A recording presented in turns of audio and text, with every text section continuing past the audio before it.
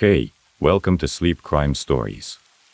Before we begin, let me ask, where are you watching from, and what time is it there? A quick comment and a subscribe go a long way, it really helps. Now, turn down the lights, and let's begin tonight's case. First, I asked Tommy Schaefer to help me find somebody to kill my mom for $50,000 and he said no. After that, I got this whole new savage idea in my head that I wanted to kill her in a hotel room because she had killed my father in a hotel room. We were going to Bali, so I began to plot. This disturbing video was filmed by Heather Mack while she was behind bars in one of Indonesia's most notorious prisons. She faced a possible death sentence after being convicted of a crime that made headlines worldwide. The case reveals a shocking story where even close family ties were shattered. This is the tragic tale of Heather Mack and her mother, Sheila Von Wees. First, we want to express our deepest condolences to the loved ones of Sheila Von Wees, who was the victim of these terrible events. On August 11, 2014, 19-year-old Heather Mack and her 62-year-old mother, Sheila, arrived in Bali for a vacation. Sheila had spent a lot of money on the trip, hoping to mend their strained relationship, but unbeknownst to Sheila, Heather had darker intentions. In the early hours of August 14th, they checked into the St. Regis Hotel in Nusa Dua, Bali. During check-in, Sheila discovered 2 rooms booked under her name and saw a passport belonging to Tommy Schaefer, Heather's boyfriend. Heather had used Sheila's credit card to book a separate room and a plane ticket for Tommy without her mother's knowledge. Furious, Sheila stormed off and didn't return that day. On August 12th, Tommy arrived at the resort and went to the room Heather had reserved for him.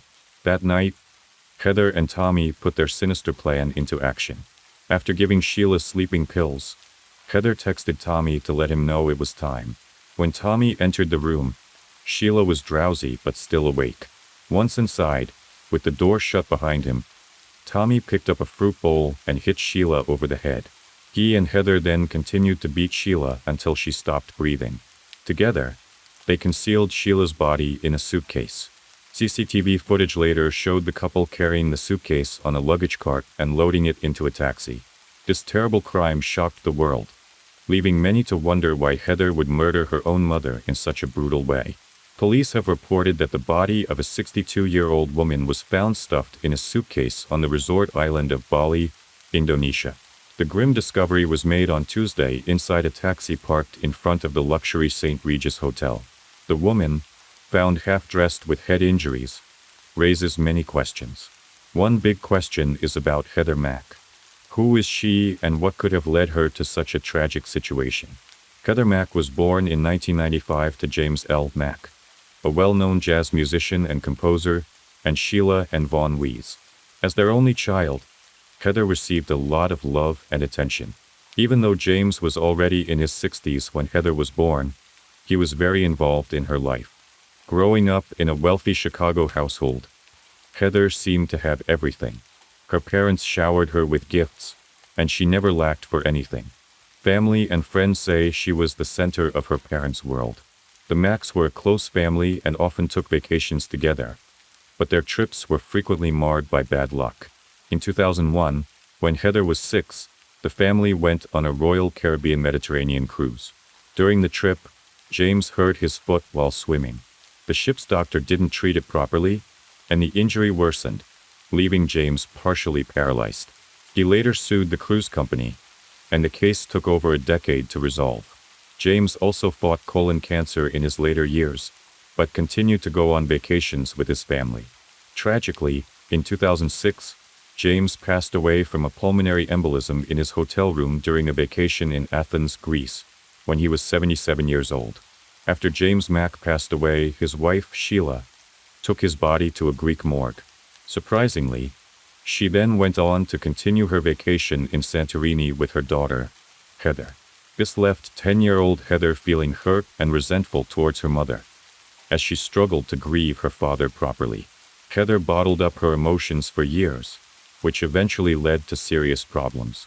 Just days before his death, James had written a will naming Heather as the sole beneficiary of his fortune, excluding Sheila entirely. This meant Heather stood to inherit millions of dollars. In 2011, A decade after the cruise incident where James got injured, the Royal Caribbean Cruise Company settled the lawsuit and paid $1.5 million.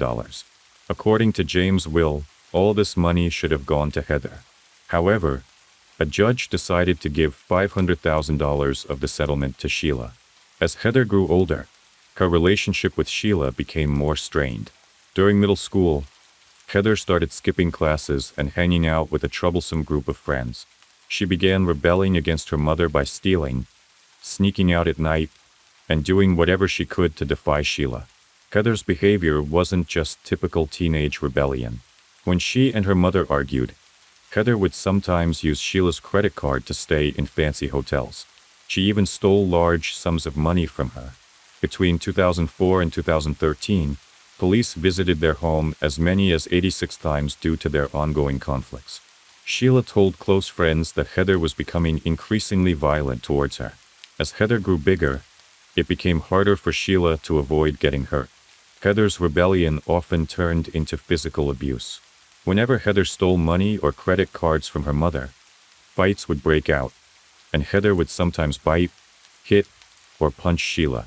Sheila often had to call the police for help because Heather was becoming too difficult to control. By the time Heather was a senior in high school, at just 15 years old, she had fallen in love with a young man named Tommy Schaefer.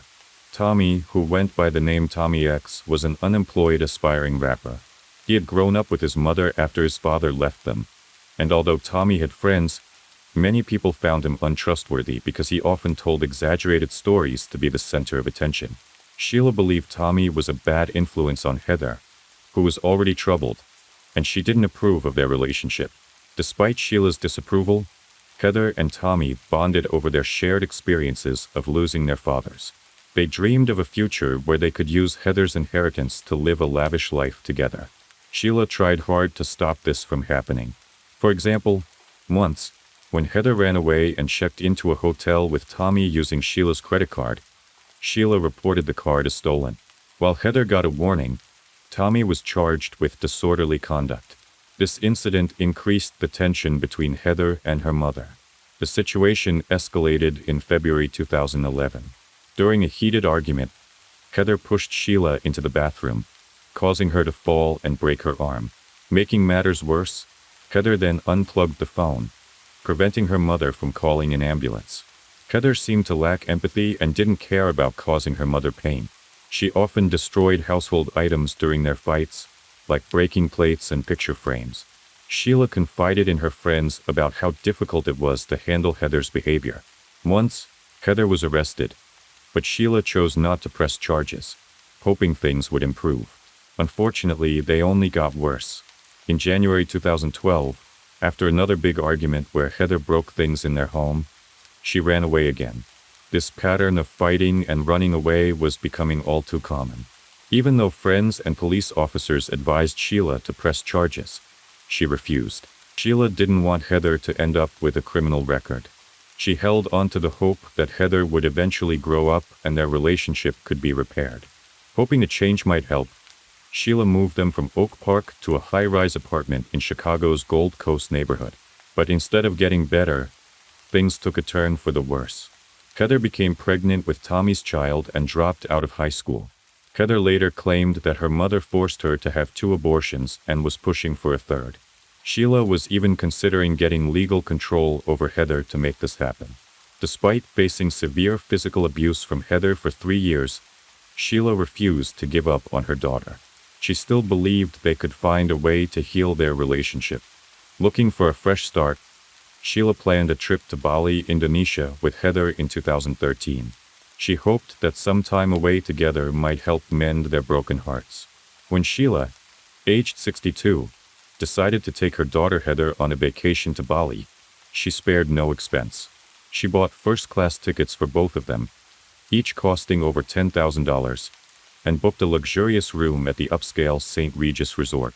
Sheila hoped this trip would help repair their strained relationship. She had no idea what Heather was planning. Pictures from their trip show them smiling, but beneath those smiles were deep, unresolved issues. Sadly, Sheila didn't realize just how much they had drifted apart until it was too late. Months before the trip, Heather's boyfriend, Tommy, had shared a dark plan with his cousin, Robert Bibbs. Heather had told Tommy that she saw only one way to escape her mother's control: to kill her. She was desperate to avoid the abortions her mother wanted and saw inheriting her mother's millions as the solution. Heather even talked about hiring a hitman, saying she had $50,000 to spend on one. Robert was shocked, but instead of discouraging Tommy, he suggested ways to do the deed himself, bypassing the need for a hitman. Their discussions took place over Facebook Messenger and through text messages, leaving a trail of evidence. If Sheila had simply agreed to give Heather access to her trust fund, Heather would have gotten the money she wanted. However, Sheila wasn't focused on the money. She just wanted her daughter to be mature enough to handle her inheritance responsibly. Ignoring her mother's intentions, Heather and Tommy continued to plot.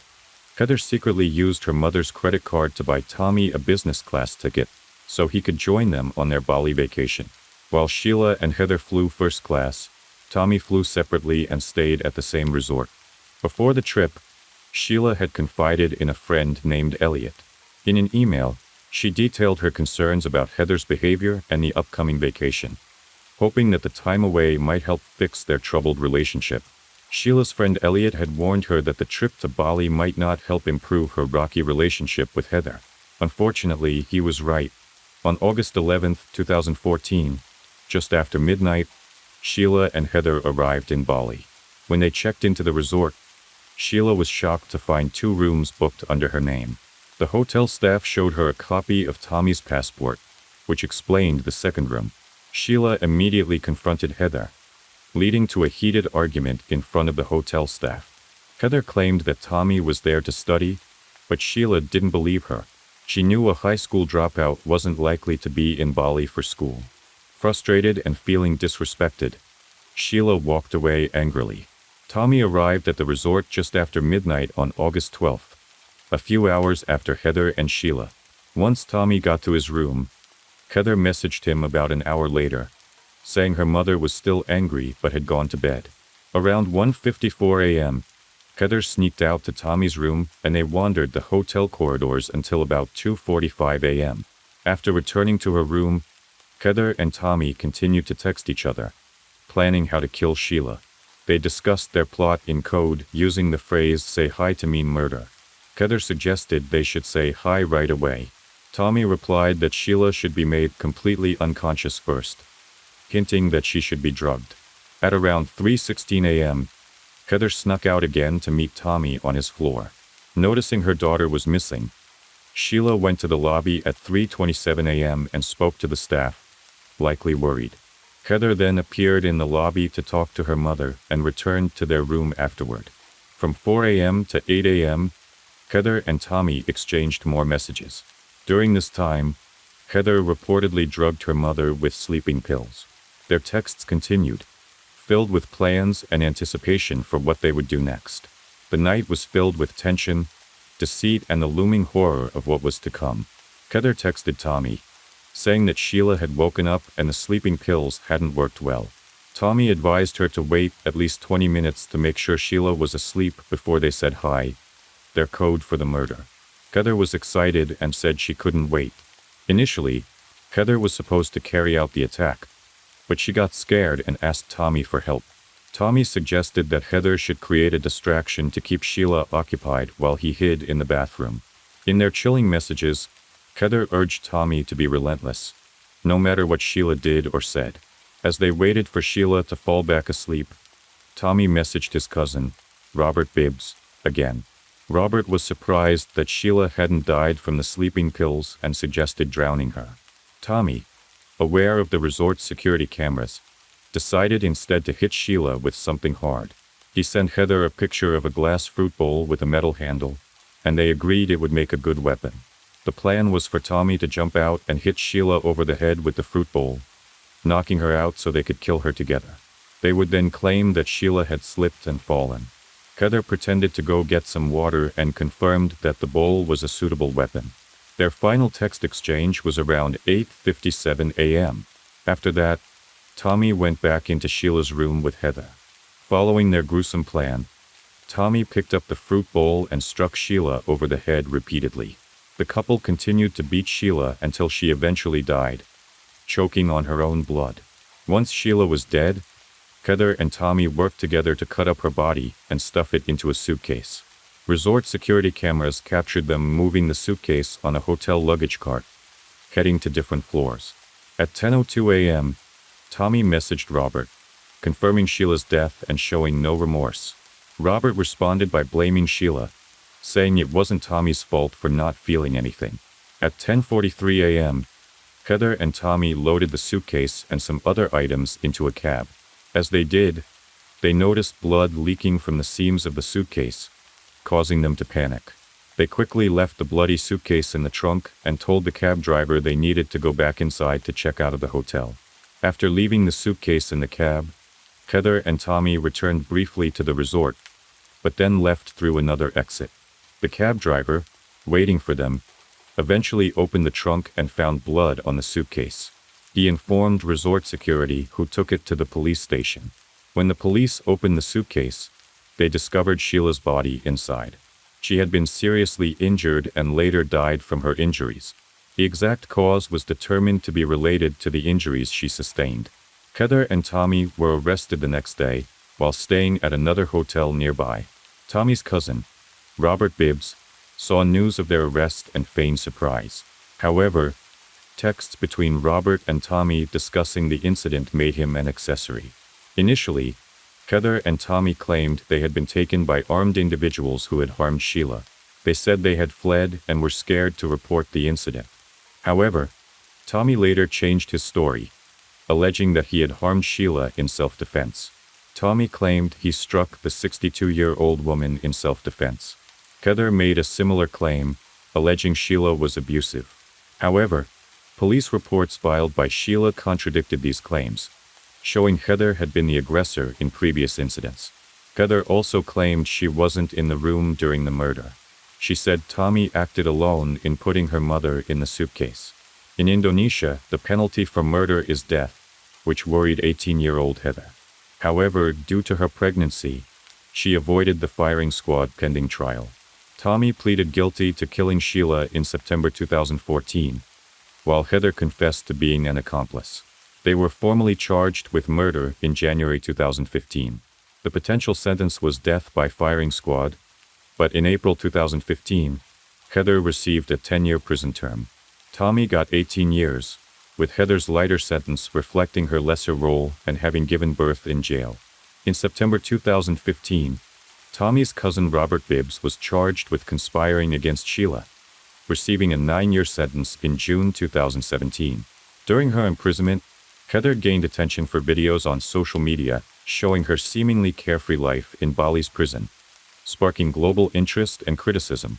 Heather appears carefree, wearing makeup and playfully sticking her tongue out in the video. Her daughter Stella, born in prison 6 months earlier, is shown being cradled by Tommy Schaefer.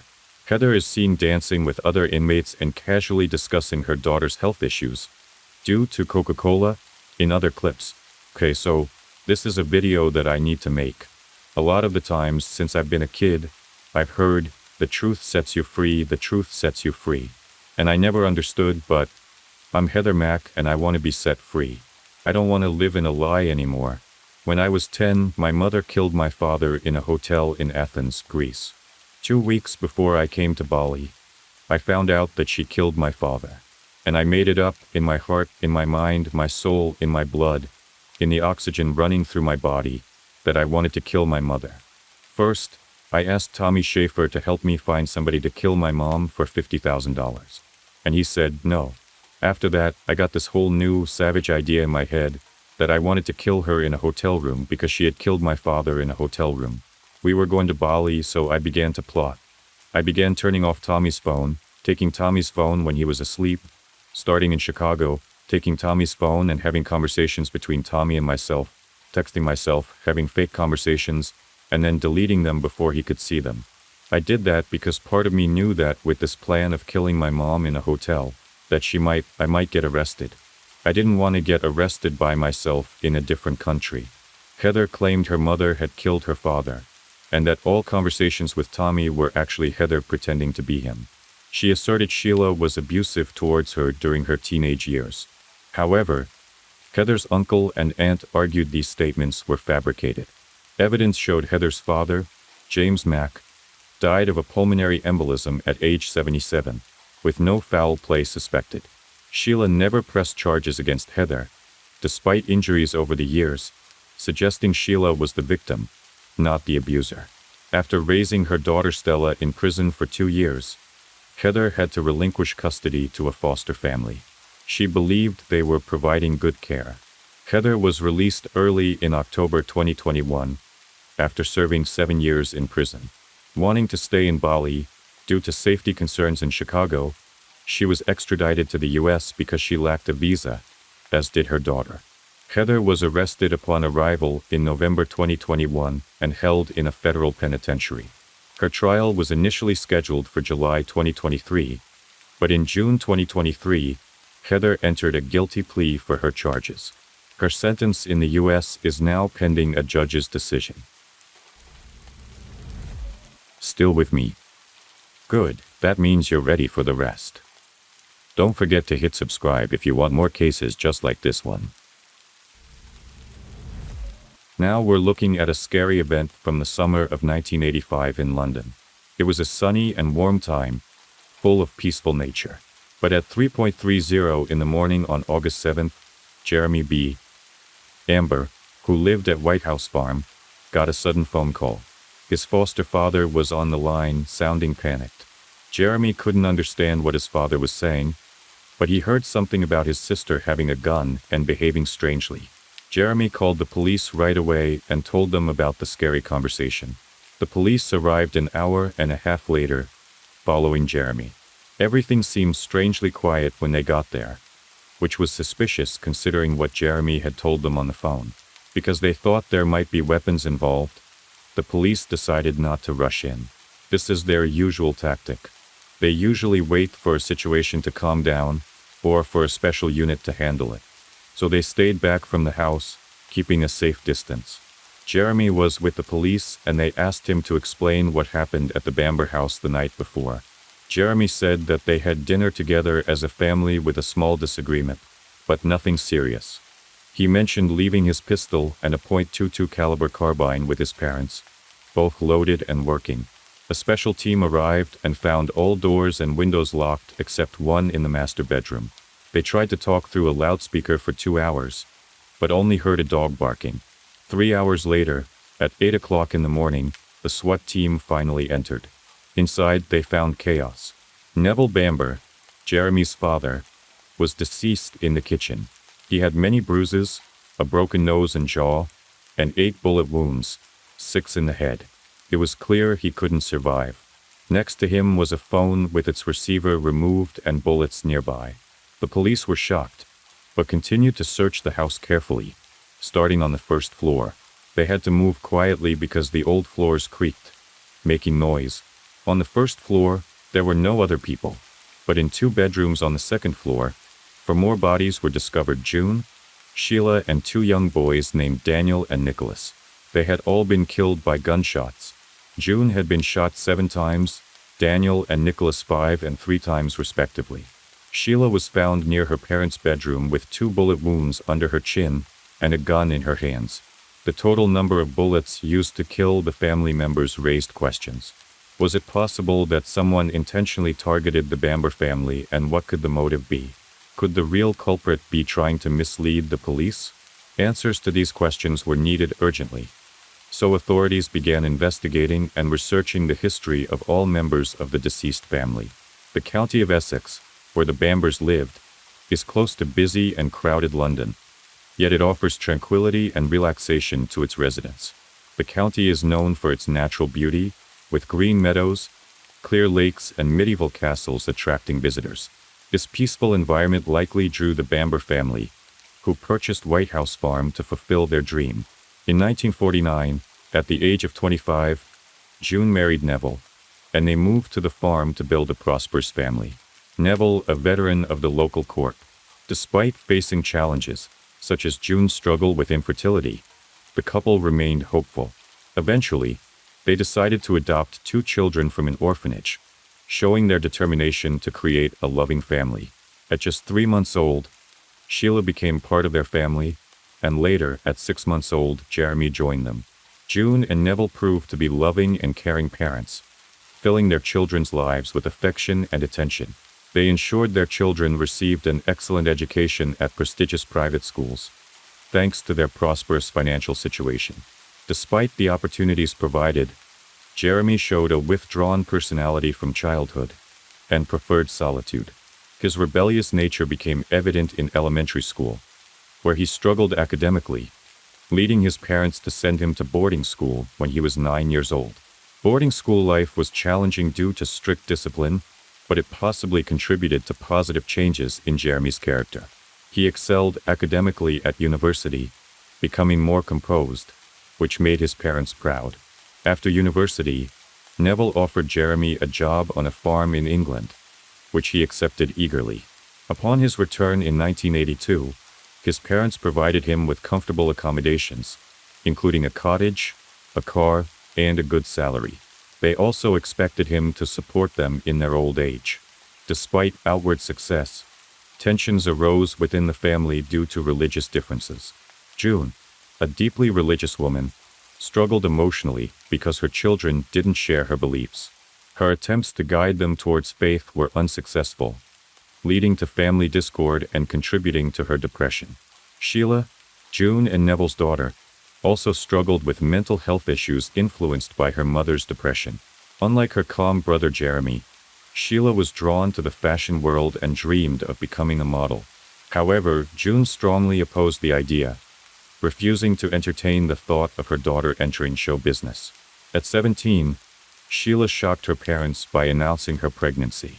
June faced a difficult decision: forbid Sheila from having a child out of wedlock, which went against their religious beliefs, or push her to have an abortion, also against their faith. Ultimately, June distanced herself from the decision, leaving it to Sheila, but insisting that no one in the family should know if she chose to terminate the pregnancy. This strained their relationship. In 1977, Sheila married Colin Kimmell, the father of her unborn child, despite her parents' objections. They had twins, Nicholas and Daniel.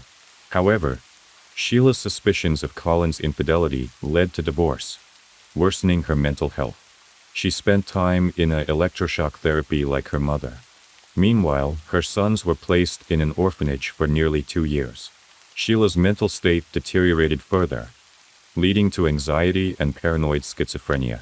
In contrast, Jeremy, who had caused problems in the past, found happiness on the farm. In 1985, Sheila reunited with Colin, and they brought their sons to visit June and Neville at the farm. They planned to stay for a week before Colin and the boys traveled to Norway. On Tuesday, August 6, 1985, everyone gathered at the beautiful White House farmhouse for what would tragically be the last dinner of the Bamber family. A few days later, the family's funeral took place, and Jeremy attended, deeply affected by the loss. However, during this time, Jeremy's behavior began to raise suspicions. Relatives of the Bambers reported strange behavior from Jeremy to the authorities. Despite grieving, Jeremy would sometimes make odd remarks, referring to himself as the boss and displaying an unusual smile, hinting at a sense of satisfaction. These observations prompted authorities to investigate further. The ill-fated evening seemed normal at first, a family dinner with a joyful atmosphere and good food. However, tension arose when Neville and June suggested that Sheila send her children back to the orphanage, implying she couldn't care for them properly. Sheila reacted sharply, expressing her independence in making decisions about her children. At 9:30 p.m., Jeremy left for his house, while Barbara Wilson, the farm's secretary, called with a work-related issue. Neville answered, displaying unusual irritability with loud voices and arguing heard in the background, an uncommon occurrence for the Bambers, surprising Barbara. Barbara couldn't figure out the cause of the argument, as Neville quickly ended the call. The next morning, all family members in the house were found shot dead, except for Jeremy, who was left alive. He couldn't hide his tears, and investigators respected his emotions, giving him time to recover before questioning him. Jeremy cooperated fully, sharing all available information, including his sister's life struggles and the dinner conflict on August 6th. Initially, it seemed that Sheila, influenced by her mental state and upset by her parents' remark, committed the desperate act of violence. Investigators believe that Sheila, overwhelmed by the intrusion into her privacy, lost control and turned to gun violence, shooting the family before taking her own life. Evidence, such as the weapon found pointing towards her chin, supported this theory. The detective's actions afterward might seem odd in hindsight. However, doubts arose when Jeremy's girlfriend, Julie, questioned his innocence. She revealed that on the night of August 7th, Jeremy called her, mentioning farm issues, but abruptly hung up when she pressed for details. Additionally, some peculiar details emerged. She remembered Jeremy complaining about his family several times before the tragedy, expressing exhaustion with his in-laws. But the most shocking part of her testimony was about the Bamber will. Apparently, the Bambers had a will stating that all their property would be divided equally between their children, with Sheila's share to be rewritten in favor of her twins. This upset Jeremy, and he openly shared his dislike for this idea with his friend. According to Julie, Neville's will also stated that Jeremy had to work on the farm to receive his share of the inheritance. But the most alarming revelation was when Jeremy supposedly expressed his desire to kill his family and blame it on Sheila, who was mentally unstable. He even acted out a scene in front of the police, trying to appear as a witness to the tragedy. Julie admitted to telling the police about this not only to help the investigation, but also out of a desire for revenge, as she had learned about Jeremy's affair. In an attempt to divert suspicion from himself, Jeremy falsely implicated a plumber he claimed to have hired. However, this plan failed when the plumber provided a solid alibi, narrowing down the list of suspects to Jeremy himself. Despite being temporarily arrested, Jeremy was released due to a lack of solid evidence against him. Surprisingly, the police allowed him to travel abroad, even though his financial situation had significantly improved after inheriting his parents' wealth. He wasted no time and went on vacation to Saint-Tropez, France, and sold his father's car a few days before departing. Jeremy's cousins urged authorities to reconsider the theory that Sheila was the perpetrator. They even approached the police and media, but their efforts were dismissed by the deputy head of the CID. Undeterred, one of the cousins secretly investigated the scene himself, driven by doubts about Sheila's involvement.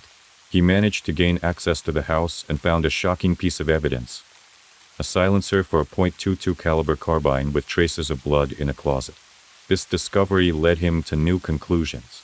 The length of the weapon, including the silencer, suggested that Sheila couldn't have used it to shoot herself. This indicated that Sheila couldn't have been part of the crime. Since she was shot twice and bleeding, it would have been impossible for her to remove the silencer and hide it in the closet.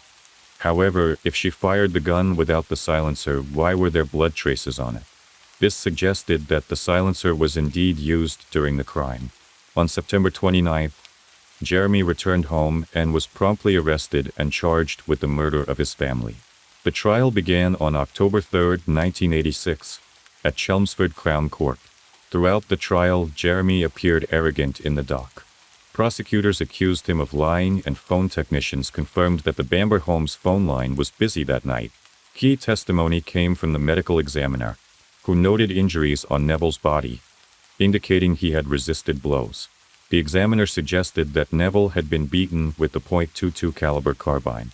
Given Sheila's frailty, it seemed unlikely she could have inflicted such serious injuries on her father. It appeared more probable that Jeremy was capable of such violence, especially as Neville's body showed numerous bruises. It's evident that Sheila must have endured some blows during the struggle, yet there were no signs of beatings or bruises on her body. Jeremy's lawyers argued that despite her mental issues, Sheila was physically capable of committing the crime. They pointed to her experience with guns and excellent shooting skills as evidence. Furthermore, Sheila's blood appeared fresher than that of other family members, suggesting she might have killed them before taking her own life, either as a realization of her actions or in response to the approaching police. The prosecution countered these theories by pointing out that the silencer, with Sheila's blood on it, was found in the closet instead of on the carbine. This undermined the defense's arguments. With no solid counterpoints, the defense struggled against the prosecution's case. According to the prosecution, Jeremy's motive was anger over the divided will, driven by financial reasons. On the day of the incident, witnesses saw Sheila behaving normally and the housekeeper didn't notice anything unusual. This testimony weakened the defense's position further. The farm clerk phoned Neville around 9:30 p.m., sensing that she had interrupted an argument. She noted Neville's unusual annoyance before hanging up, an uncharacteristic reaction from him as he was typically calm. Around 10:12 p.m., Jeremy left his in-laws' house and returned home late at night. He used a bicycle borrowed from his mother to avoid detection, taking a route away from the main road. Jeremy entered the house through an open window on the first floor, where he found a preloaded gun. In his parents' bedroom, he shot and killed his sister June. When he aimed at Neville, his father woke up and struggled to defend himself. They fought downstairs, leading to Neville's death in the kitchen. Returning to the bedroom, Jeremy killed Sheila and her children to frame her for the crime. He placed the carbine in Sheila's hands to make it appear as if she was responsible.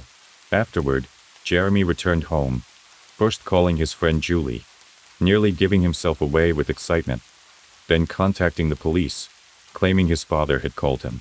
However, this call raised suspicions during the investigation. If Neville was in danger, he likely would have contacted the police directly rather than calling his son. Additionally, despite Jeremy's claims, there was no blood on the phone in the Bamber house, suggesting Neville wasn't injured at the time of the call. This suggested that the telephone receiver in the house had been removed as part of staging the crime scene. Jeremy's behavior also raised suspicions. Why didn't he rush to the scene after his father supposedly called? Given the circumstances, it was his family involved. Considering all known facts, the jury deliberated on the verdict. The judge highlighted 3 key questions for them to consider: whether to believe Julie Mugford or Jeremy Bamber if they were convinced Sheila didn't commit the crime, and whether the second fatal shot at Sheila was fired with a silencer. After over 9 hours of deliberation on October 28, the jury unanimously found Jeremy Bamber guilty by a majority vote of 10-2, meeting the minimum requirement for conviction. He received 5 life sentences without parole. Home Secretary Douglas Hurd ruled in 1988 against releasing him. Despite no direct evidence of Jeremy Bamber's guilt, controversy persists. Some believe in a miscarriage of justice, suggesting Sheila Bamber may be the true culprit. Jeremy insists on his innocence, filing appeals with his lawyer, arguing biased judgment due to his behavior in court. Jeremy Bamber contends that there's insufficient evidence against him, pointing to unexplained aspects of the case. Tests on Sheila's hands weren't conducted. There were allegations of police misconduct at the scene, and speculation of retaliation by Jeremy's ex-girlfriend remains. In 1991, Jeremy Bamber requested a trial, but in 1996 a police officer destroyed much of the physical evidence, which Jeremy's defense team criticized as a disgrace. In 1997, a DNA test revealed the presence of Sheila and June's blood in the silencer, but the results were complex and inconclusive. In 2012, gun experts from the US and UK argued that the injuries on the silencer. In 2015, Jeremy Bamber filed an appeal demanding access to all evidence for his defense, but he was sentenced to an additional 14 years for fraud, as he posed as a lawyer to obtain it. Seeking to prove his innocence, Bamber set up websites discussing the case and offered a significant reward for evidence overturning his conviction. The Bamber family's case continues to garner public attention, raising doubts about the verdict's correctness. What's your opinion on whether Jeremy is guilty? As shots ring out, a neighbor calls 911. Someone just shot a neighbor. Get over here. I know I ran into the house. They say I ran past my dad, but I don't even remember seeing him. I do remember getting shot. I do vaguely remember making the 911 call. Okay, where have you been shot at, sir? On my arm. Okay, Bart, who shot you? I don't know. He went out the back door. I think I said that. I pulled up about 3 houses down. Where are you in the house right now? In the living room. Okay, do you see the officers, Bart? Yeah. Can you tell me anything about him at all, Bart? Did he sound black, white, Hispanic? Very black. Bart Whitaker was standing where he'd been shot over a month ago on December 10, 2003. His family had just returned home after celebrating Bart's achievements, but they didn't expect what happened next. Bart called 911 in a panic, saying his mom, dad, and brother had been shot. Their neighbor, Stanley Cliff, saw what happened and also called 911. All 4 family members were shot, but only 2 survived. Meanwhile, Stanley tried to help Bart's dad, Kent, by putting pressure on his wound. Kent warned him to run away because the shooter might still be around. The Whitaker family seemed perfect. Kent and Patricia met on a blind date and quickly fell in love. Kent worked as a controller in a family business while Patricia was a teacher. They had a son, Bart, who was born on December 31, 1979. Bart was a smart and funny guy, loved by his family. He was very close to his dad, Kent, and they even did biking events together. Bart also had a younger brother, Kevin, born on March 19, 1984. They were close despite their differences. Kevin was sensitive and mature for his age. He stood up against injustice and forgave quickly. But on December 10, 2003, everything changed. Bart had just finished his final exam and called his mom to share the good news. They decided to celebrate as a family by going out to dinner. They drove to a seafood restaurant nearby and had a joyful time together. Tricia, Bart's mom, gave him a watch as a graduation gift, making him really happy. They laughed, joked, and teased each other like they always did. After dinner, they headed back home. Bart went to get his phone from the car, while Kevin, his brother, unlocked the front door. But as Kevin walked into the house, a sudden gunshot hit him in the chest. He fell to the floor, keys still in his hand. Another bullet struck Patricia as she entered the room, and Kent, Bart's dad, felt a bullet in his chest too. Bart rushed in and found himself in a fight with a masked man. He got shot in the arm before chasing the attacker away.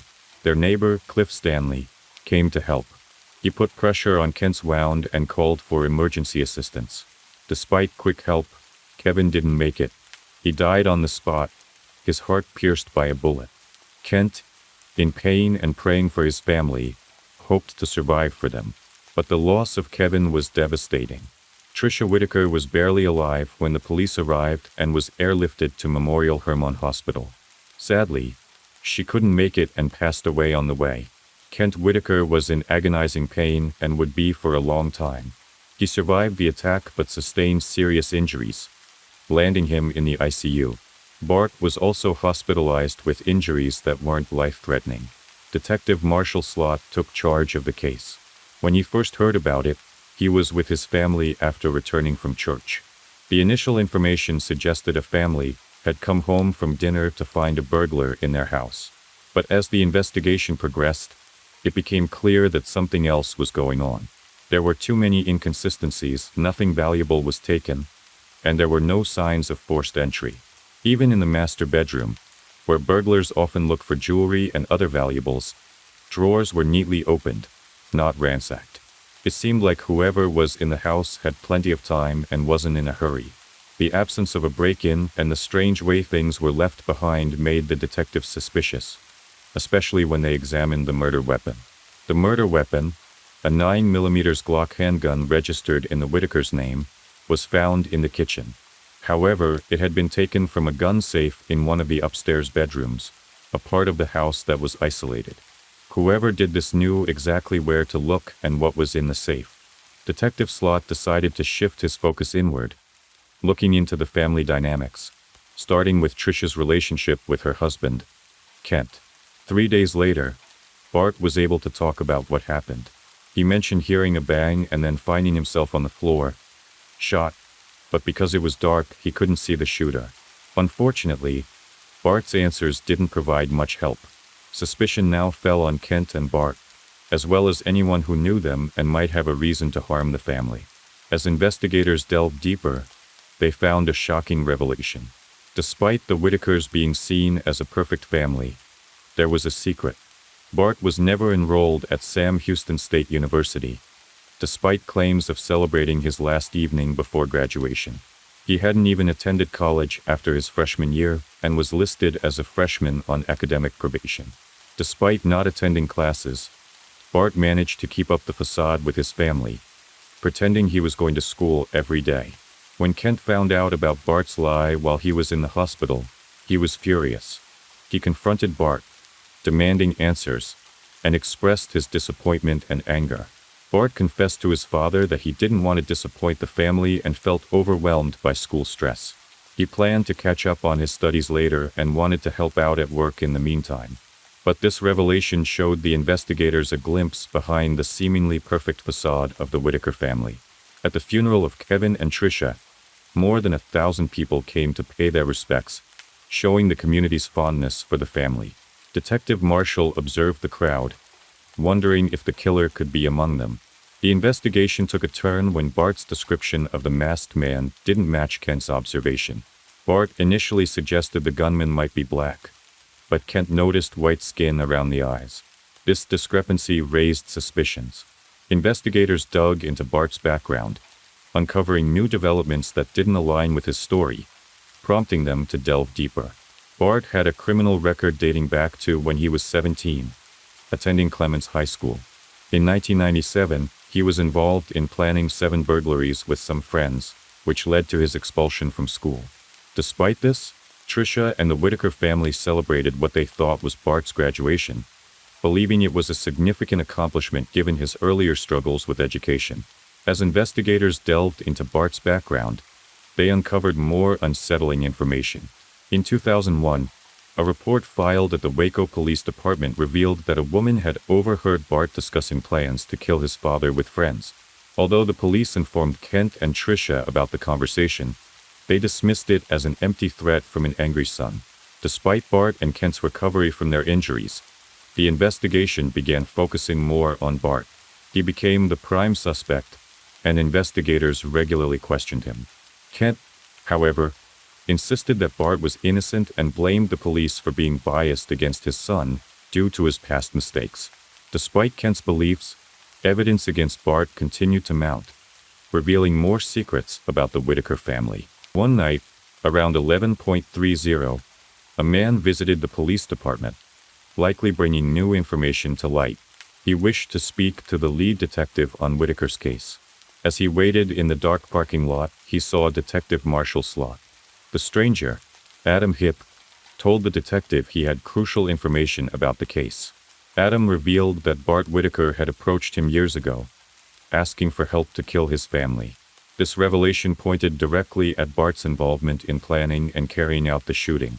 Adam, Bart's former roommate, recalled a conversation in 2001 where Bart discussed killing his family to inherit their property and insurance money, which amounted to around $1 million. Bart even offered Adam a cut if he agreed to carry out the killings. When asked, Adam drew a detailed map of Bart's plan, including where he was supposed to hide when the family returned home. This map shocked the detectives because it matched exactly what happened on December 10, 2003. Adam also described Bart's plan to deceive the police by shooting himself in the arm. Despite this evidence, there wasn't enough to press charges against Bart. Detective Marshall continued to engage Bart in conversation, showing him police videos to piece together details of the crime scene. Despite Bart being under suspicion, he remained composed and cooperative, seemingly having nothing to hide. However, Marshall grew frustrated with Bart's vagueness about certain details, like which direction he ran and how far he was from the shooter. Bart claimed he couldn't remember. To gather more evidence, the police devised a plan involving Adam Hipp calling Bart. He mentioned another former roommate, Chris Brazier. The investigators obtained a scent sample from a country club where Bart and Brazier had worked. Bloodhounds sniffed the sample along with evidence from the Whitaker home, and they identified Brazier's scent on the drawers in the master bedroom and on the murder weapon. Chris Brazier then became the prime suspect. He was brought in for questioning and asked to explain his whereabouts on the evening of the shooting. Brazier claimed he was at Hooters with his roommate Steve Champagne and Champagne's girlfriend on the night of the shooting. Champagne, a U.S. Marine, initially denied any involvement, but under pressure from detectives, he eventually confessed. He admitted to driving Brazier to the Whitaker home and waiting nearby while Brazier carried out the killings.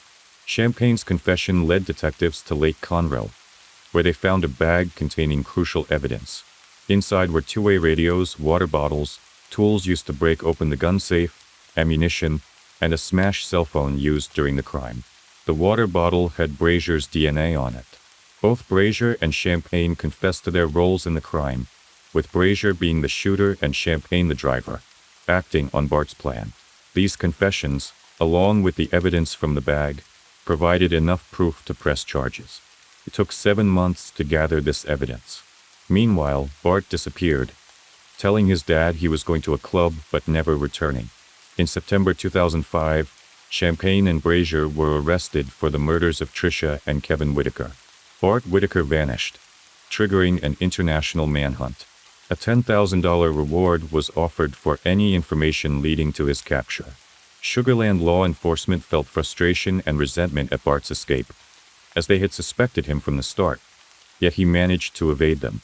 His disappearance left the community in shock and disbelief, with residents grappling with the idea that an innocent person wouldn't run. Kent Whitaker faced his worst nightmare, the possibility that his only surviving family member could be responsible for the loss of the rest of his family. Despite this, even before knowing the culprit's identity, Kent declared his forgiveness, attributing it to God's calling. However, realizing that it was his own son who had disappeared left him questioning why.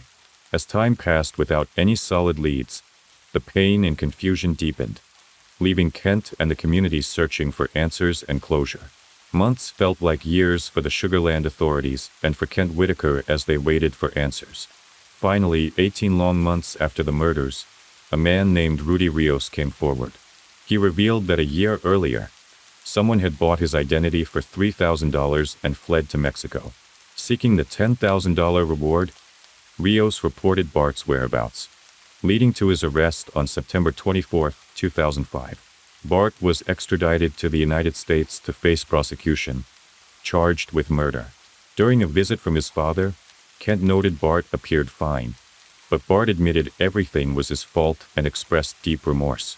The trials began in 2007 and the jury found Bart guilty of planning the murders for greed. After 10 hours of deliberation, they sentenced him to death by lethal injection, scheduled for February 22, 2018. But the story didn't end there. When did you start thinking about killing your parents? I don't actually know. It was not just this unique moment where it just kind of came up. And it was sort of a way of thinking this really awful thing in my head. The worst thing that I could think of as a way of kind of like venting, if that makes any sense. It wasn't real. It was not a plan or a plot at that point. It was just sort of a way of shaking my fist at them in my head. Kent Whitaker had provided his son Bart with a lakeside house, luxury vehicles and education, showing his love and devotion as a father. He was known as a loving and faithful man, a devout Christian, so it wasn't surprising when he chose to forgive his son. However, what truly stood out was Kent Whitaker's relentless fight over the next 10 years to change Bart's death sentence to life imprisonment. Despite being remarried and in his late 60s, Kent tirelessly filed pleas, made public appearances, wrote applications and spoke to prosecutors, advocating for clemency for Bart. Kent objected to the death penalty for his son, arguing that killing Bart would only inflict further trauma on him. As the day of execution approached, Kent prepared himself to be present, not because he wanted to, but because he wanted Bart to know that someone cared for him and didn't want him to die alone with his mistakes. To sway authorities and emotions, Kent highlighted Bart's positive changes, such as completing anger management and religion classes, earning an undergraduate degree and nearly finishing his master's degree. Additionally, Bart forgave all those involved in the murders, showing a transformation that Kent believed deserved a chance at redemption.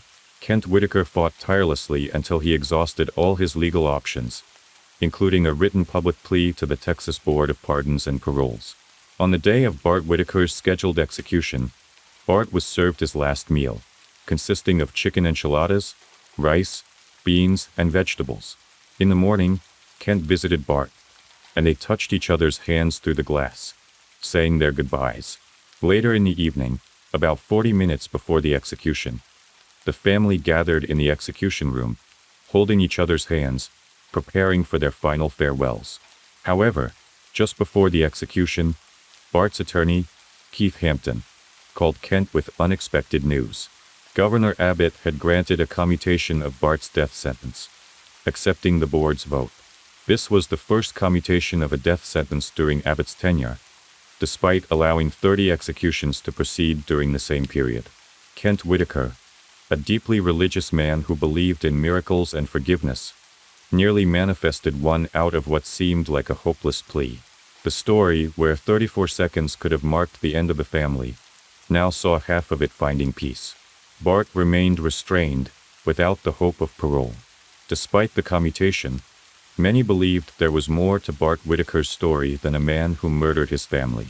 Psychiatrists like Hallwell suggested there were deeper issues at play, hinting at a complex and troubling narrative behind Bart's actions. Bart was described as someone with a fundamentally different nervous system, suggesting that something was off with his wiring. Unlike most sociopaths who grow up amidst extreme trauma, Bart grew up in a safe and loving home.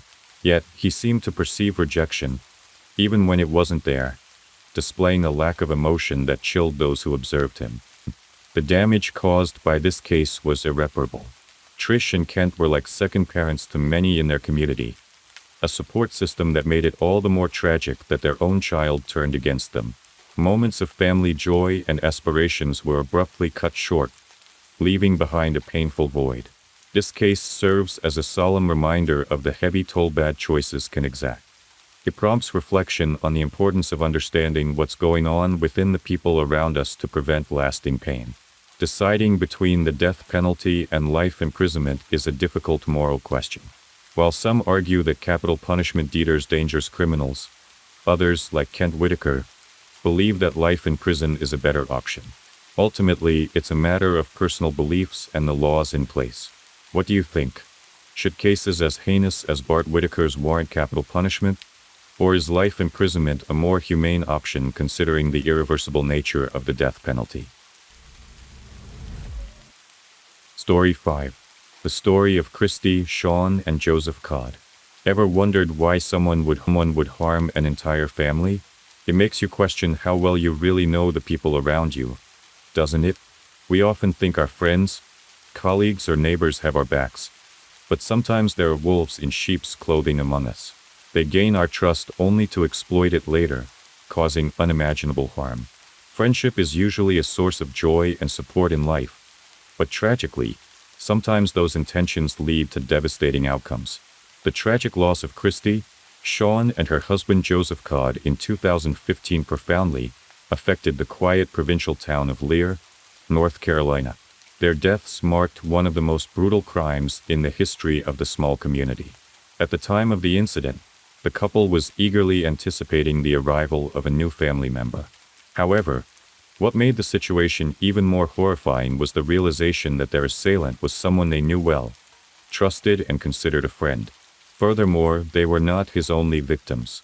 Christy Sean, aka Maria Sean Codd, born on September 3, 1976 in Madrid, Spain, was the only child of American military personnel. Her father, a U.S. Air Force soldier, frequently relocated with his wife and daughter due to his duties. As a result, the family moved from place to place, living in various European countries before returning to the United States. Christy started her education in New Orleans, Louisiana, but the family quickly moved to Texas, then to Illinois. Afterward, they spent several years living in Latin American countries. Living a nomadic lifestyle had its advantages for Christy.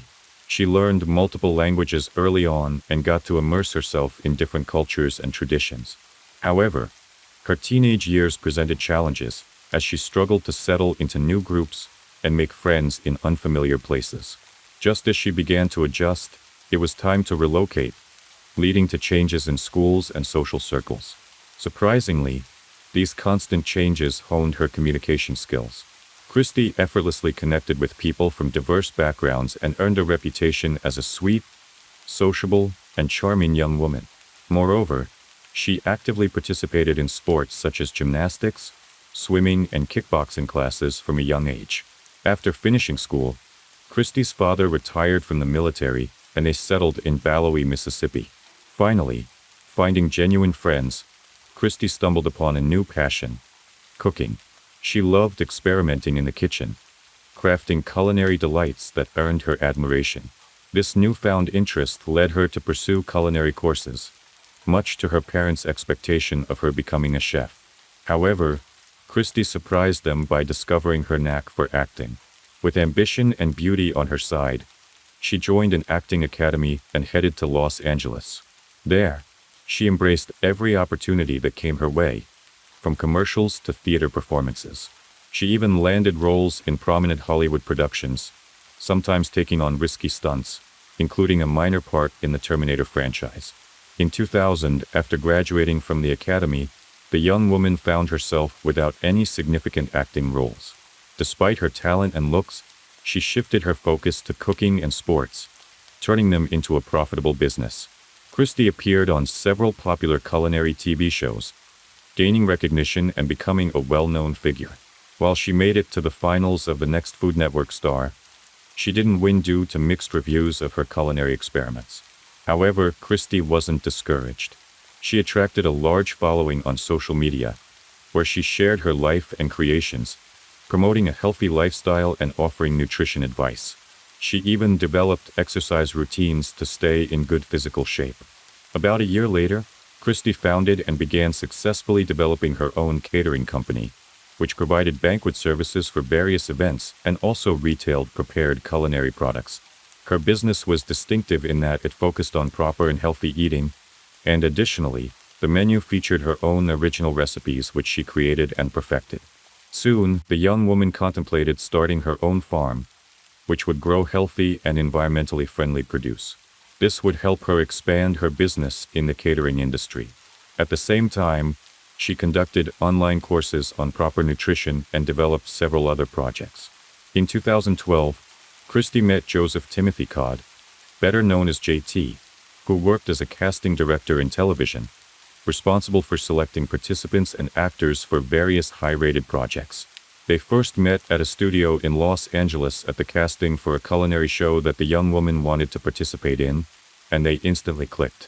Joseph was nearly 7 years older than Christie, had been married before, but was in the process of divorcing at the time they met.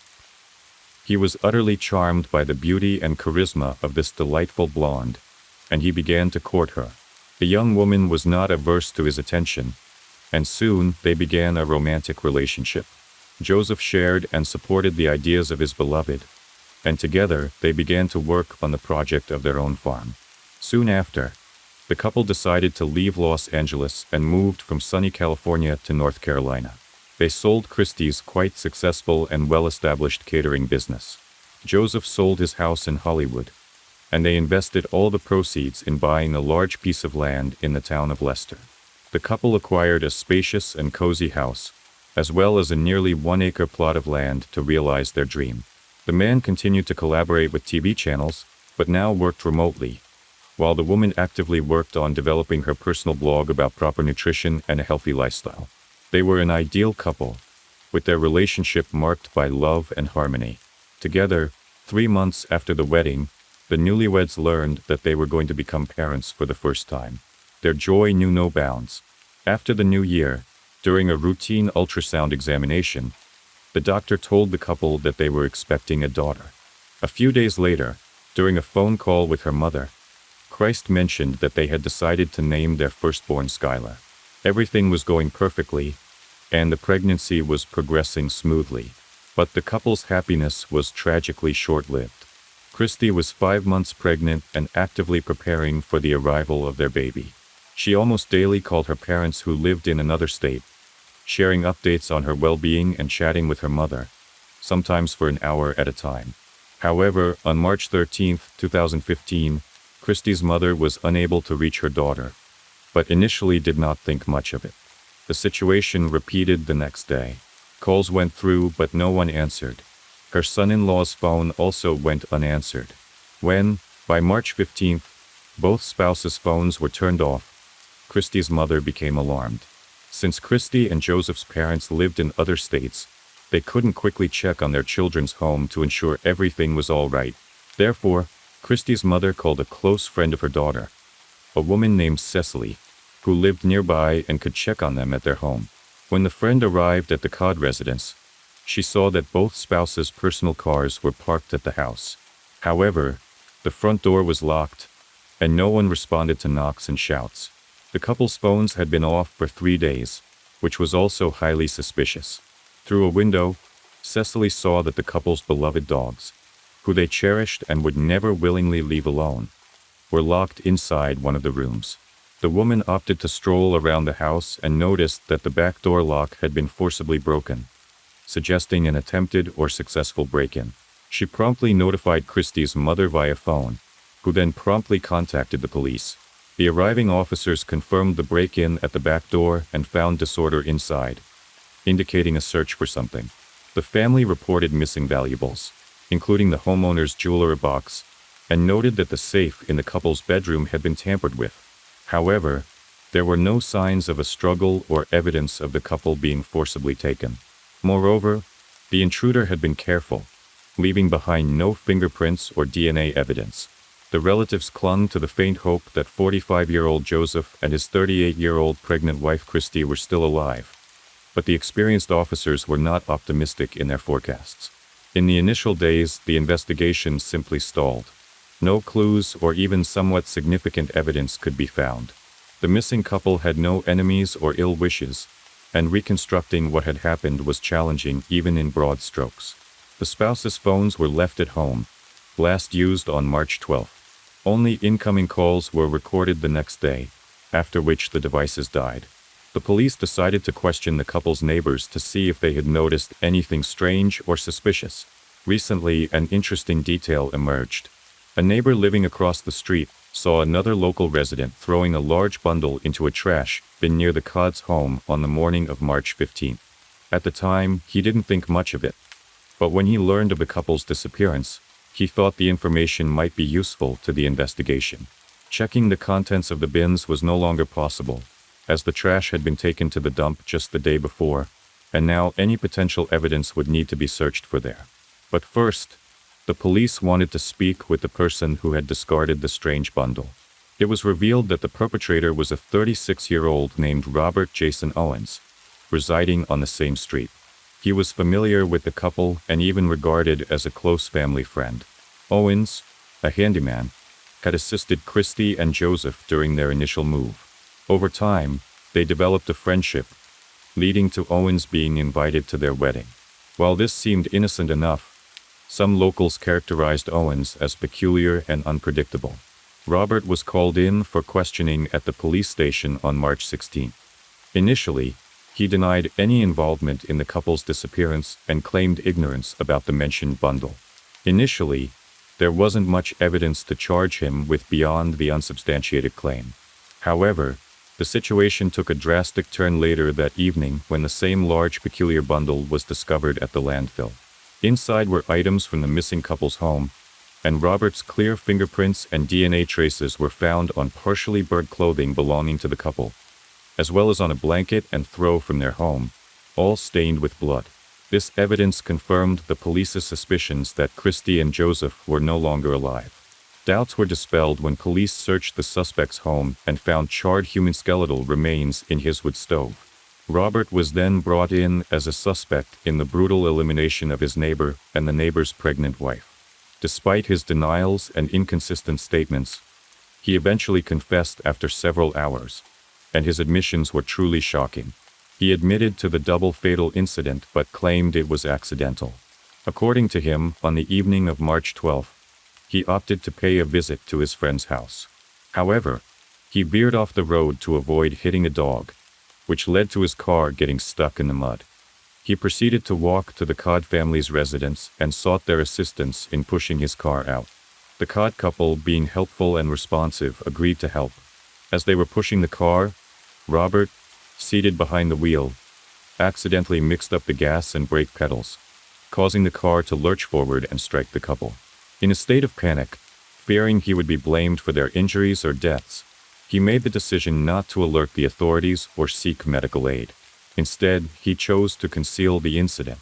Robert asserted that he returned to the Codd family's residence, forcibly entered through the back door, and retrieved blankets from the bedroom, uncertain of the victim's survival.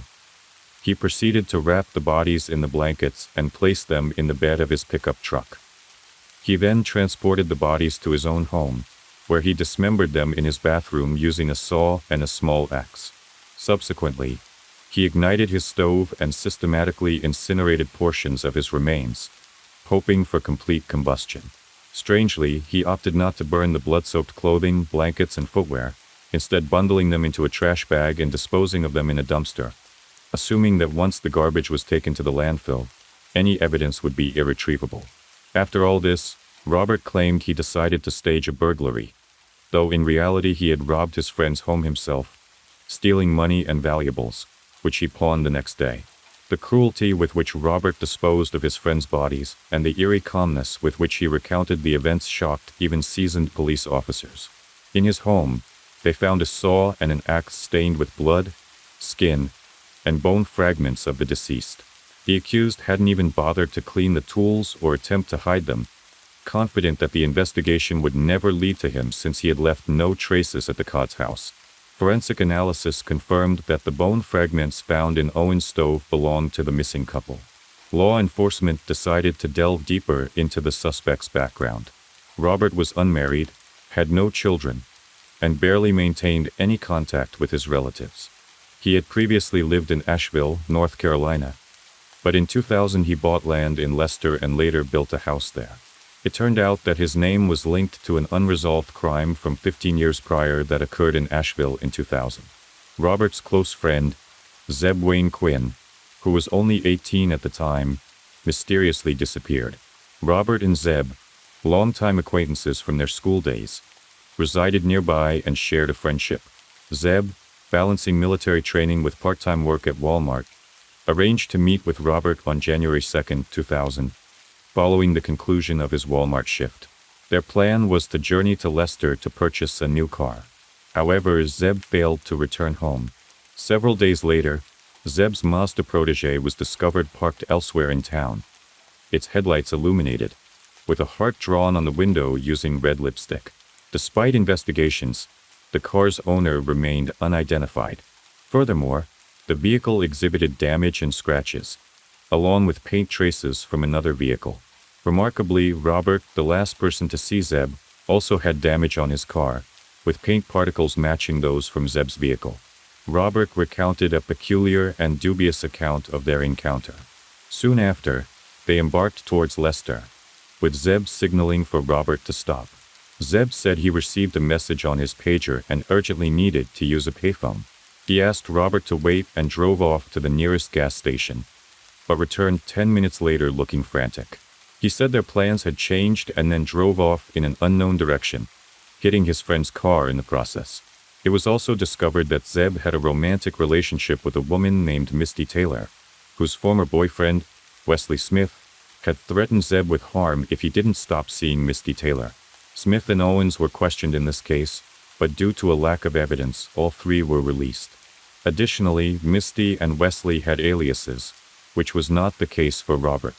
A significant amount of money, which Zeb had with him in case he decided to buy the car, and his pager disappeared from his car, and it was never determined what message he had received, if any.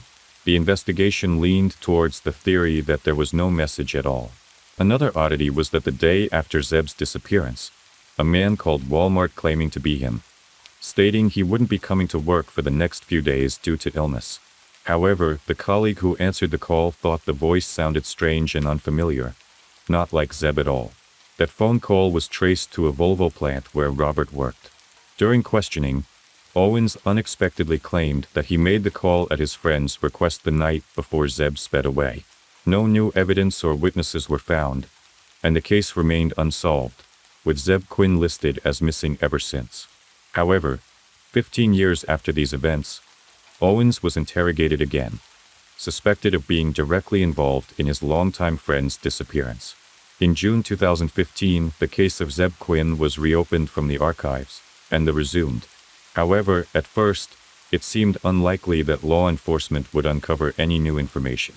Robert recounted the same story he had told back in 2000, indicating he had nothing new to add. Nevertheless, the police decided to conduct a more thorough search of his property, where they stumbled upon something very peculiar. In a detached concrete slab at Owen's home, a strangely walled-off cavity was discovered inside, which were small, heavily charred human bone fragments. Unfortunately, the remains were too damaged to undergo DNA analysis, so it was impossible to definitively determine if they belonged to the missing Quinn. A neighbor's interview provided even more unexpected results. An elderly man living nearby remembered something from January 2000 when young Owens had just purchased the land and was starting to build his house. One evening, he started a fire that emitted a sickly sweet, nauseating smell. The neighbor even confronted him because the wind was blowing the stench in his direction, nearly making him sick. Soon after, the fire pit was covered with concrete, which seemed highly unusual, but Robert claimed he planned to build a small fountain there, which he never did. The neighbor had forgotten about the foul-smelling fire until 15 years later when police showed up at the property. Ultimately, Owens confessed to being complicit in a crime, telling an entirely new story. According to him, Zeb was killed by his own uncle Walter Owens, who had been hired by Wesley Smith to eliminate Misty's new boyfriend, whom he still loved.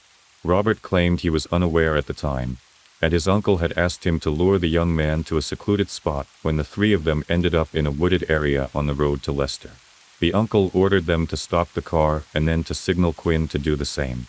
Once the young man stepped out, Walter shot him silently and then instructed his nephew to help dismember and package the body, which was burned on Robert's property that same night and encased in concrete.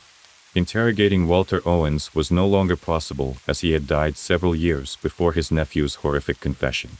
No evidence was found at the supposed crime scene, and the story sounded very unconvincing. Legal proceedings, plea agreement, and final verdict. Initially, Robert faced charges of first-degree double murder, murder of an unborn child, dismemberment, and concealment of evidence, burglary, and robbery. All these charges could have led to the death penalty, but it was revealed that the defendant had long suffered from depression and mental disorders, taking powerful medication, which his lawyer used as a foundation for defense. Thanks to a well-constructed defense strategy, the accused could have been found insane and sent to a psychiatric clinic instead of prison, which neither the prosecution nor the victim's relatives found satisfactory. At the same time, the investigation into Quinn's case began, from which the criminal might also escape unpunished. In 2017, the defendant agreed to a plea deal admitting guilt in the murder of the Codds in exchange for a guaranteed removal of the death penalty from potential sentences for this case. He was found guilty of second-degree manslaughter, dismemberment, and incineration of bodies, burglary, and robbery. In total, he was sentenced to 59 years in prison. In 2022, Owens made another plea deal with the authorities, this time regarding Quinn's case. However, he only admitted to complicity in murder and assisting in hiding the evidence for this crime. He received an additional 12 years added to his already effectively life sentence. After the sentencing, the murderer addressed the court asking forgiveness from the relatives of the people he had killed. He again spoke of his innocence, attributing everything to an unfortunate accident and citing his mental disorder and the influence of strong medication which impaired his judgment. However, the relatives of Christy and Joseph Codd, as well as Quinn's family, did not believe him. They have never reconciled with the term unintentional murder and believe that in both cases, the man acted deliberately and for selfish motives. I want to share a sad story that happened in Indianapolis, a city known for blending modern life with old traditions. In this city of art museums and lively festivals, tragedy struck the Blackburn family. It was a normal day in November 2015 when Davy Blackburn returned home from his morning gym session. As he parked his car, a phone call delayed his exit. After finishing the call, he entered his house, only to be met with a horrifying sight. His wife lay motionless on the living room floor, surrounded by blood. Davy, overwhelmed with shock, hurried to his wife's side. He checked her pulse, which thankfully still beat faintly, and immediately dialed for emergency help. The scene in the living room was chaotic, with belongings scattered and a sense of fear hanging heavy in the air. Upstairs, their young child cried, unaware of the tragedy unfolding below. Emergency services arrived swiftly, but the damage was done.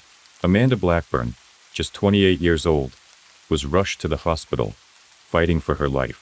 To truly understand the weight of this tragedy, we need to go back to the beginning. Amanda Grace Bowers was born on July 31, 1987, in Muskegon, Michigan. She spent her school years in Indianapolis, before her family relocated to Elkhart. There, Amanda graduated from Elkhart Christian Academy in 2006, before furthering her education at Pensacola Christian College in Florida, where she earned an associate's degree in 2008. Raised in a deeply religious household, Amanda's life revolved around her faith and family. Her father served as the lead pastor at First Baptist Church in Elkhart, instilling in her the values of Christianity and the importance of God's Word. Amanda's upbringing in the church deeply influenced her. While other kids were eager to experience grown-up life, attending parties and falling in love, Amanda cherished her faith and dreamed of serving Jesus. She had a special connection with God from a young age, her heart pure and her intentions sincere. Amanda's outward appearance matched her inner goodness. With her angelic blonde hair and warm smile, she radiated kindness. But it wasn't just her looks that were perfect. Her thoughts and heart were pure too. Every action she took was guided by love for others. As a teenager, Amanda made a vow to remain chaste until marriage, a promise she kept faithfully. However, her heart fluttered when she met Davy Blackburn, a fellow believer from Tuscaloosa, Alabama. Davy, studying religion at Southern Wesleyan University, shared Amanda's deep faith. They met on a blind date at a Christian concert, arranged by Amanda's sister and Davy's best friend. Despite attending different colleges, Davy and Amanda's connection blossomed during their vacations together. Their love was innocent and pure, devoid of worldly desires. They enjoyed simple pleasures like walks and heartfelt conversations, finding joy in each other's company. Their relationship was built on a foundation of mutual respect, trust, and genuine affection. Before returning to school, Davy and Amanda shared a playful moment, having a mock milkshake drinking contest. Amanda lost, earning herself the nickname Milk Girl from Davy. In that moment, Davy realized he had found the woman he wanted to spend his life with. Despite being apart due to their studies, Davy and Amanda maintained a strong bond through constant messaging, calls, and long conversations. Every time they were together, they nurtured their relationship with care and respect. They even sought guidance from a psychologist to ensure they communicated effectively. On August 1, 2008, Amanda and Davy tied the knot, marking the beginning of their journey together. Davy felt a divine connection from their first kiss, believing it was part of God's plan for them. For the first 4 years of their marriage, they lived in South Carolina, where Davy served as an associate pastor at New Spring Church. However, Davy desired to start something new, and in 2012, they moved to Indianapolis to establish a church for youth. Their church quickly gained popularity, especially among young people, thanks to their weekly videos discussing relationship advice and biblical teachings. In 2014, they welcomed their first child, Weston, and life seemed perfect. But tragedy struck on November 10, 2015, when Amanda was brutally attacked in their home. Despite efforts to save her and her unborn child, she passed away the next day. The news of her death sparked an outpouring of sympathy and prayers on social media. In the midst of his grief, Davy released a statement honoring Amanda's life and faith. He pledged to continue their mission and believed that God would turn their tragedy into triumph. Despite the pain, he held on to hope, knowing that the best was yet to come. Davy Blackburn described the devastating loss of his wife, Amanda, as not only a tragedy for their family, but also a shock to the entire community. In his first interview with investigators, Davy recounted finding Amanda unconscious and badly injured in their living room. She was partially undressed, lying in a pool of blood. According to Davy, he had left the house around 6 a.m. to go to the gym, leaving the door unlocked, as was their usual practice. However, upon his return at around 8:10 a.m., he discovered Amanda in distress. Despite his attempts to revive her, she remained unresponsive, prompting him to call emergency services at 8:22 a.m. Paramedics arrived shortly after Davy's call and found him outside the house, visibly distraught with blood on his hands. Davy appeared calm but confused, unable to comprehend the severity of Amanda's condition. He believed she might have fallen ill or fainted due to pregnancy complications. Emergency room doctors later confirmed that Amanda had sustained 3 gunshot wounds, including one to the head, indicating a violent struggle. Despite Davy's efforts to save her, Amanda tragically passed away the following day, along with their unborn child. During the investigation, Davy's alibi was corroborated by surveillance footage from the gym, and he was quickly ruled out as a suspect. However, authorities continued to search for leads, examining CCTV footage from nearby streets, and interviewing neighbors and acquaintances in hopes of finding Amanda's assailant. Following Amanda's tragic death, neighbors reported unusual incidents in the area that morning. One neighbor heard gunshots about 35 minutes after Davy left the house, while another neighbor, Reginald Townsell, expressed that around 5:20 a.m., one woman reported a burglary at her apartment, where her belongings and car were taken. Shortly after, another home on Sunnyfield Court was burglarized, with valuables and personal items missing. Davy Blackburn himself made an emergency call after discovering Amanda's condition. Lieutenant Richard R.E.R. of the Indianapolis Police Department stated that they were exploring connections between these burglaries and Amanda's murder. Police released images of possible suspects from one of the burglarized homes, seeking public assistance in identifying them. Davy expressed confidence in the police investigation, believing that they were diligently working to apprehend Amanda's killer. Investigators were optimistic about promising leads, including clues such as a stolen pink sweater, cell phone records, and an ATM receipt found in a stolen vehicle used during the robberies. Despite challenges, they remained committed to bringing those responsible to justice. Authorities made significant progress in the investigation following the recovery of the stolen vehicle near the Blackburns' home on November 11. The ATM receipt found inside matched Amanda Blackburn's stolen debit card, leading investigators to obtain a warrant to examine the ATM surveillance footage. Video from the ATM revealed the driver, wearing a stolen pink sweater, concealing his face. Using DNA testing, surveillance footage, and witness statements, authorities identified Giant Watson as one of the suspects. Watson's DNA was found on the sweater, marking a crucial breakthrough in the case. Cell phone records further implicated Watson and Diana Gordon, showing their presence in the area at the time of the crime. The records also indicated their proximity to the Chase Bank where Amanda's debit card was used on the day of her murder. Larry Taylor emerged as the final piece of the puzzle. Surveillance footage and phone records led police to identify Taylor's involvement. Additionally, reports surfaced of a gun found near the Blackburn home, which was turned in to the Broad Ripple Fire Department. After thorough analysis by crime lab technicians, 18-year-old Larry Taylor and 21-year-old Giant Watson were charged with the murder of Amanda Blackburn.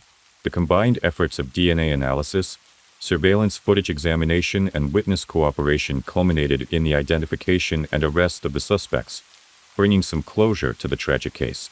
Following the crime lab's confirmation that a gun found near the Blackburns' home was indeed the murder weapon, all 3 suspects were apprehended. During questioning, Larry Taylor admitted to shooting Amanda Blackburn twice, claiming it was in self-defense. According to Taylor's account, he and his accomplices, Giant Watson and Diana Gordon, had intended to rob the Blackburn house for money. Finding the front door unlocked, they entered and encountered Amanda. Taylor struck her with a gun to incapacitate her, while Watson and Gordon, feeling uneasy, left to find an ATM to use the stolen bank cards they already had. At the ATM, they were caught on CCTV, which ultimately led to their identification. Upon returning to the Blackburn house, they found Taylor engaged in a struggle with Amanda, who had regained consciousness and fought back. In the chaos, Taylor fatally shot Amanda before fleeing the scene with the stolen cards. Although Gordon was arrested for a parole violation, he was not charged with a felony, as he did not enter the Blackburn home. Taylor's confession provided crucial evidence in the case, shedding light on the tragic events that unfolded that fateful morning. Court documents revealed that the Blackburn home was the 3rd target of the first break-in. They stole valuables while the residents slept, discovering they were being recorded by a video camera but proceeding nonetheless. They then targeted another home, taking electronics, jewelry, and a distinctive pink sweater, which ultimately helped identify them. Police collected crucial evidence against the suspects, including Watson's DNA found on the pink sweater he used to cover his face during an ATM withdrawal using Amanda Blackburn's bank card. Watson and Gordon cooperated with the investigation in exchange for reduced sentences, while Taylor admitted to being near the scene but claimed confusion and memory loss. Formal charges were filed by the county prosecutor, with Larry Taylor facing 13 charges, including felony murder for Amanda Blackburn's death. J.N. Watson also faces felony charges, along with multiple counts of burglary, robbery, and theft. Diana Gordon, although not directly involved in the murder, faces burglary charges due to her association with the other suspects. Additionally, a fourth person, aware of the crimes but not directly involved, was identified. The prosecution pursued justice for Amanda's murder while holding all involved parties accountable for their actions. Larry Taylor was taken into custody after intense cooperation between the Indianapolis Metropolitan Police Department's Violent Crimes Unit, the Gang Unit, and federal marshals. Police Chief Rick Hite commended the tireless efforts of detectives who worked day and night to solve the case, with assistance from Assistant U.S. Attorney Josh Minkler and Prosecutor Terry Curry.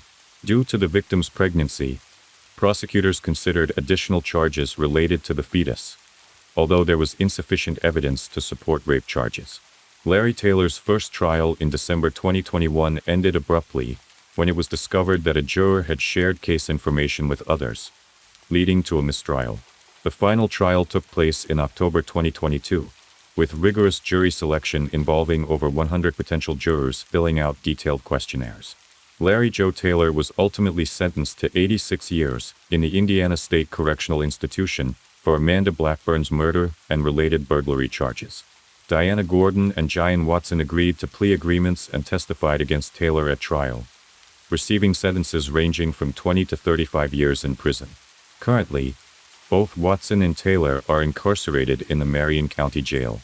In Indiana, a murder conviction can result in a prison sentence of 45 to 60 years, with some cases punishable by life imprisonment or the death penalty.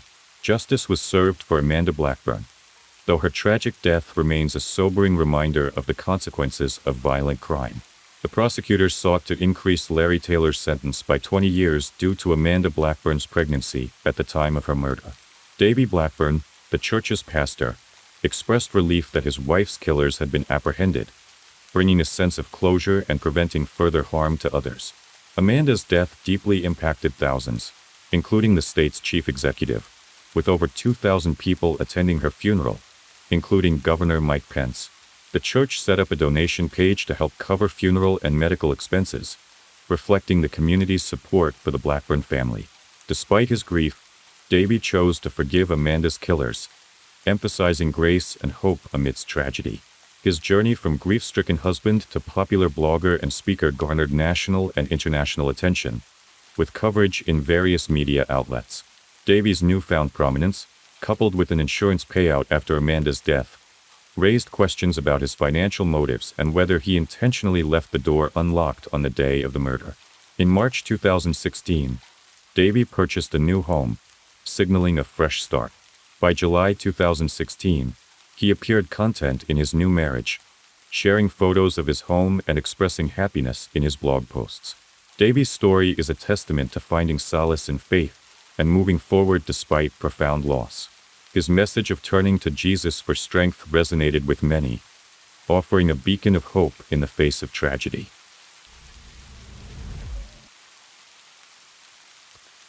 Story 3. Tried to get in from the door and there was a child dead. And yeah, we tried to do what we could to help. And unfortunately, we were too late. Hannah Clark. She had this strong desire to become a loving mother since she was young. This started with how she cared for her younger siblings. As she grew up, all she wanted was to be a great mom.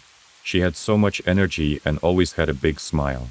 Hannah was also quite competitive. She worked really hard to be successful in CrossFit competitions. She even won first place in Australia and fourth place in an international competition. But here's the interesting part. Alongside her competitive side, she was also really kind and nurturing. She brought this into her marriage and being a mom to her 3 kids. Balia, her 6-year-old daughter, was full of brightness and strength, just like Hannah. Then there was Liana, only 4 years old, who was all about fashion. And Trey, the 3-year-old, seemed to be a football prodigy. Hannah believed he was even better than kids twice his age. Her kids meant the world to her, and she wanted them to have the best life. The family lived in Brisbane, a big city in Australia known for its culture, art galleries, museums, and botanical gardens. It was a great place for a family like Hannah's. Hannah got married to a man named Rowan Baxter in 2009 when she was 21 and he was 32. Rowan was into fitness just like Hannah. He used to play rugby professionally and was really dedicated to his personal training work. Hannah and Rowan bonded over their love for exercise. They started off well, but their marriage went downhill over time. Hannah's mom noticed Rowan becoming more controlling, and his extreme training style caused concerns among friends. This harsh approach spilled into their relationship. Hannah's life had taken a difficult turn. She had to change how she dressed for the gym and avoid wearing her favorite pink clothes because her husband, Rowan, thought those colors weren't right for her. Rowan had a strong need to control things, including their marriage. He believed that wives should only be homemakers and provide physical intimacy. As time went on, Hannah's situation got worse, even though she denied being mistreated. Rowan's behavior towards Hannah was hurtful. He didn't show any care for her feelings or pain, simply telling her to be tougher. He criticized her appearance, even calling her names. Rowan was envious of Hannah's success as an athlete and trainer, feeling inferior that she excelled in areas where he struggled. Their marriage continued for a decade, but it wasn't a happy one. Rowan's infidelity became known to people, including his own family. Despite this, he projected a fake image of being a good person to the public, making others sympathize with him. Hannah's family saw through this facade, but Rowan isolated her from them, trying to keep his control intact. Rowan's grip on Hannah tightened over time, causing concern among those who cared about her. One of her friends, who worked in helping people facing abuse, tried to talk to her about Rowan's actions. Even though Hannah denied the abuse and threats, she did admit that Rowan had a history of threatening a previous partner. It's important to remember that no one should go through such a situation, and support is crucial for those facing abuse. Hannah, compelled by a growing urge to break free from her tumultuous relationship, confides in her friend, Menya. During their conversation, Hannah sheds light on the suffocating grip Rowan had over her life and their children. His overbearing control extended to demanding intimate moments from her daily. Refusal on her part would lead to him wielding emotional weapons, preventing her from enjoying activities she loved, be it going to the gym or spending quality time with her kids. What's astonishing is how Rowan used her passions against her, manipulating her vulnerabilities. He'd incessantly pry into her social media messages, baselessly accusing her of infidelity with any male name he stumbled upon. He didn't spare even those he personally knew from the gym. Rowan's manipulation didn't stop at accusations. He'd seize Hannah's money and blame her for his own actions, branding her as an irresponsible spender. In the midst of Hannah's distressing revelations, her friend Menya stepped in as a guiding light. With unwavering support, Menya meticulously laid out the stark reality of Hannah's situation. She painted a vivid picture of the emotional, intimate, and financial abuse Hannah was enduring. It wasn't love, nor was it healthy. It was domestic abuse. Armed with her friends and family's backing, Hannah summoned her courage on December 5, 2018, and chose to escape Rowan's clutches after enduring 11 grueling years together. Hannah's departure was discreetly executed while Rowan was away from home, ensuring he couldn't wield his usual intimidation tactics. This shift in power dynamics transformed Rowan from a controlling figure into a menacing force, his loss of control sparking a fire that consumed him. Despite Hannah's noble attempts to keep things amicable for the sake of their children, Rowan's visits took a tense and aggressive turn. A chilling turn of events unfolded during one visit, where Rowan's aggression escalated to the point of him kidnapping one of their kids, leading to a 4-day ordeal. This pivotal moment marked a shocking shift in their narrative, as Hannah's bravery and determination clashed head-on with Rowan's unraveling behavior. So now he's trying to contact me over the phone. I know, I understand, it's really frustrating. There's no issue with him spending time with the kids, that's not the problem. What's his name, this pattern, it's like he's fine for a moment and then suddenly he's not. Is this frustration coming from something specific? Or is it just because we're apart now? Well, there's been a lot of problems in our relationship, not physical fights, but emotional stuff, controlling behaviors and such. I just can't take it anymore. I've been talking to the police about maybe getting a restraining order. But I didn't because I was scared it might make things worse. I thought if I kept the kids with me, it might prevent situations like these. So, you drop off or pick up the kids from Hannah, and she finds some pictures of her in your car. Then, you grab her arm, and that's the basic information we know about this incident. Hannah was getting the kids ready after their visit, and you wanted them to stay overnight. But when she said no, you took our daughter from her and ran down the street, put her in the car, and drove away. Hannah had to involve the police to get our child back. Our child had to go through that because of you. Because of this, Hannah went to court and got a domestic violence order against you. She told you to be nice to her or you could be arrested. But that didn't stop you. You attacked Hannah in front of your friend's house, almost breaking her wrist. So now you're not allowed to come near Hannah for 20 meters, but you didn't care about that. You kept following her, sending her mean emails through your friends, calling her a bad wife and mom. Somehow, you knew where she was going, and you sent her strange messages and pictures of where she was. You even put a device in her home to listen to her. Then, one of Hannah's friends went to the police. She was scared for Hannah's life. You had been saying that you were going to hurt her. Everyone who cared about Hannah was worried, even your own family. But the police said they couldn't do anything unless you actually hurt her. This choice by the police would lead to something really, really bad happening. Hannah was feeling crushed. She even mentioned casually that Roan was attempting to end her life. She couldn't find a way to stop his strong grudge against her. Throughout this time, Roan kept up a fake appearance on social media. He shared loving pictures of his kids and pretended to be a perfect man. He even acted like he couldn't live without his wife. His social media posts led people to send mean messages to Hannah, blaming her for leaving such a good and honest man. The mental pain Hannah went through after leaving Roan might have been worse than when they were together. But Hannah didn't give up.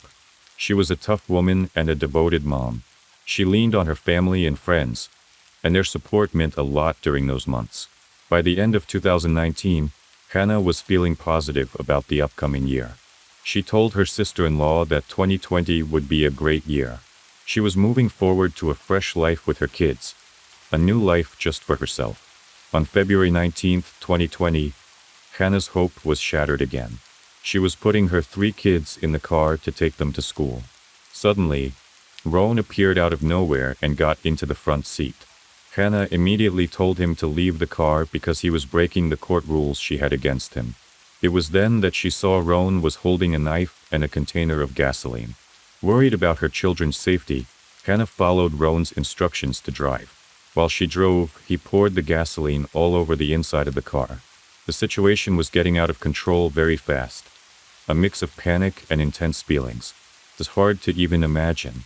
Before Hannah could drive far, she spotted a man washing his car. She screamed for help and tried to get out of the car. But before the man could reach her, Roan got out of the car too. He lit a lighter and threw it into the car where Hannah and the kids were. The situation was terrifying. Hannah emerged from the car, her body engulfed in flames, her desperate cries begging for someone to rescue her children. Amid this horrific scene, an off-duty paramedic passing by noticed the chaos and quickly pulled over to help. Another person, who happened to be nearby, grabbed a hose usually used for washing cars and tried to douse the flames that had taken hold of Hannah. All the while, she never stopped shouting about her children who were still trapped inside the vehicle. In her agony, she wondered why she hadn't stayed with them, pleading for someone to save her babies. By the time the police arrived, Hannah had summoned all her strength to provide them with a detailed account of the events, even mentioning the domestic abuse order against someone named Roan. Tragically, Hannah's children had already lost their lives by the time the police got there.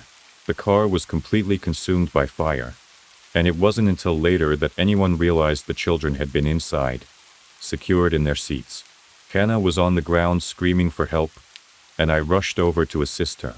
Amidst her distress, She managed to tell me about the kids in the car.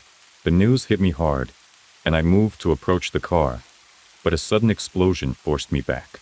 My younger brother intervened, preventing me from getting closer. As the car erupted into a second explosion, I looked around and realized it was around the time when kids were heading to school. The gravity of the situation sank in. There were children in that car. Suddenly, it came to a halt. I tried to open the door and saw a child inside who was no longer alive. We did everything we could to help, but tragically, it was too late. What's even more shocking is that on the other side of the road, the car's driver, who turned out to be the ex-husband of someone named Hannah, had taken his own life.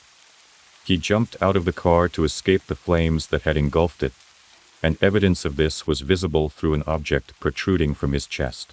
The police were able to piece together exactly what happened. It seems that Hannah's ex-husband had meticulously planned this horrific event, leaving behind a letter outlining his intentions to end her life. This letter, which he started writing months prior, revealed a disturbed mind and a determination to control his family at any cost. Tragically, despite Hannah's fight for survival, she passed away a few days later.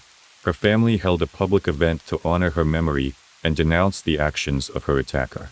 It's important for us to reflect on cases like this and consider how we can prevent such tragedies in the future. Let's have a discussion in the comments about your thoughts on this case and any ideas you have for avoiding similar situations. Stay safe out there, and I'll catch you in the next one. Our story kicks off with Katerina Bulgova, born on May 13, 1989, in Leningrad, which was later renamed St. Petersburg, one of Russia's largest cities. The sequence of events leading to something horrifying all started back in 2009 during Katerina's family vacation to Turkey. It was there that she crossed paths with Walter Baumann, a German citizen 13 years her senior. Now Walter, despite being fluent in Russian, had a less than ideal personal life. He lived with his parents, didn't pay much attention to his appearance, and didn't come across as particularly appealing. However, he frequently connected with Russian women online. One of these online connections led him to plan a visit to Russia to meet someone in person. Unfortunately, that meeting didn't go well and they parted ways. Fast forward to Turkey, and Katerina, young and beautiful, entered Walter's life like a breath of fresh air. Love blossomed during their holiday romance. The story felt like something out of a fairy tale, with two lonely hearts finding each other. After Katerina returned to Russia and Walter to Germany, they kept their connection alive through social media and long phone conversations. Walter couldn't stop talking about how wonderful Katerina was, how they'd spend hours on the phone and even exchanged poetry. He frequently traveled to see her in St. Petersburg, spending a considerable amount of money on these visits. Around this time, Katerina was in her second year of university in St. Petersburg, studying business administration. Walter was deeply committed to their relationship and assisted her in transferring to Hamburg University in Germany. Katerina made the move in 2010, settling in the port city of Bremerhaven on the North Sea. People described her as intelligent, attractive, and cheerful. Even after moving, she stayed closely connected with her family in Russia. In Germany, she continued her studies in business administration, which she'd started back in Russia. She had a passion for running and yoga, and often sought out serene spots. Months passed, and their love grew stronger. Walter and Katerina tied the knot in a lavish ceremony. According to Walter's friend Alexander, who attended the wedding, it was a grand affair. Alexander, who used to work as a wedding photographer, mentioned that he had seen many weddings, but Katerina was the most beautiful and happiest bride he'd ever witnessed. The celebration was undoubtedly extravagant, featuring a unique twist. The couple had their registration at a lighthouse, and then rode off in a grand white horse-drawn carriage, a spectacle unlike anything seen before in Germany.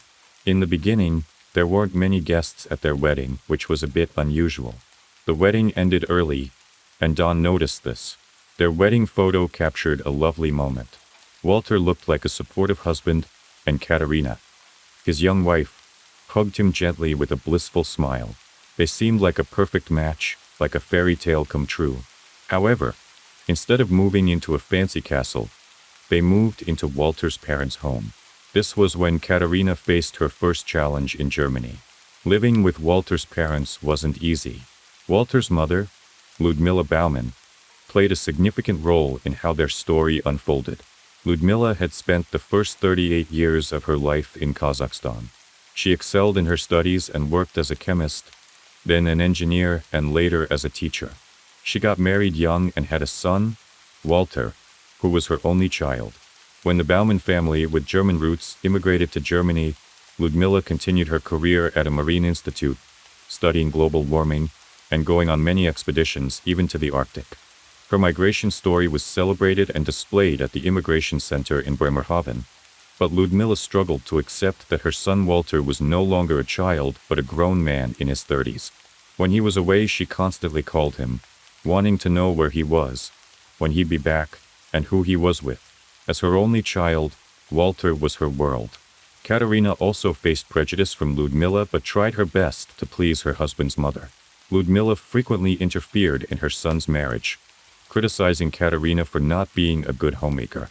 Katerina tried to stand up to this attitude, but it was challenging.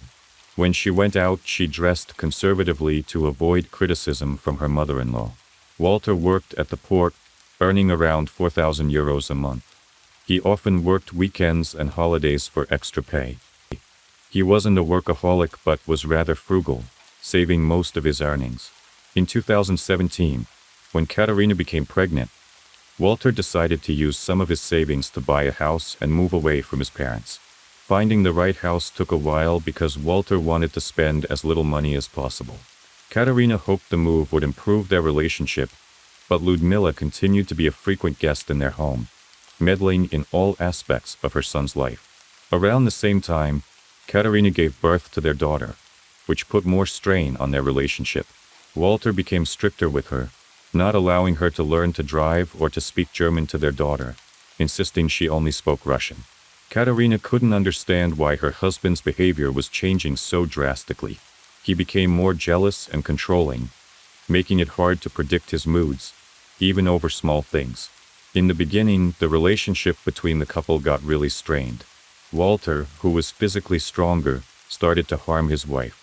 This happened at the end of 2019 when the authorities first learned about the Baumann family because of domestic violence reports. However, the case was closed when the couple told the social worker that they had patched things up. But Katerina and her husband continued to argue, often in front of their child. Walter began secretly recording their arguments on his phone. He even asked someone he knew to hack Katerina's phone, but they refused. They both accused each other of various things. Katerina said Walter was a bad father who worked too much and was always tired. She couldn't live like this anymore, so she sought help from a support center for victims of domestic violence in the fall of 2020. After Katerina and their daughter left, Walter did everything to get them back. He promised to change, admitted his mistakes, and said he couldn't live without them. Katerina forgave him, and they returned home. But the fighting didn't stop. When Walter realized he was wrong, he would give gifts or plan family trips. He also changed the way he treated their daughter. He became overly controlling, always wanting her close, even though she was 3 years old. He reduced his work hours to spend more time with her, took her to kindergarten, and cooked for her. She even slept in their room. People who knew Walter described him as a schemer who liked to manipulate others. Money was really important to him, and he often seemed nervous.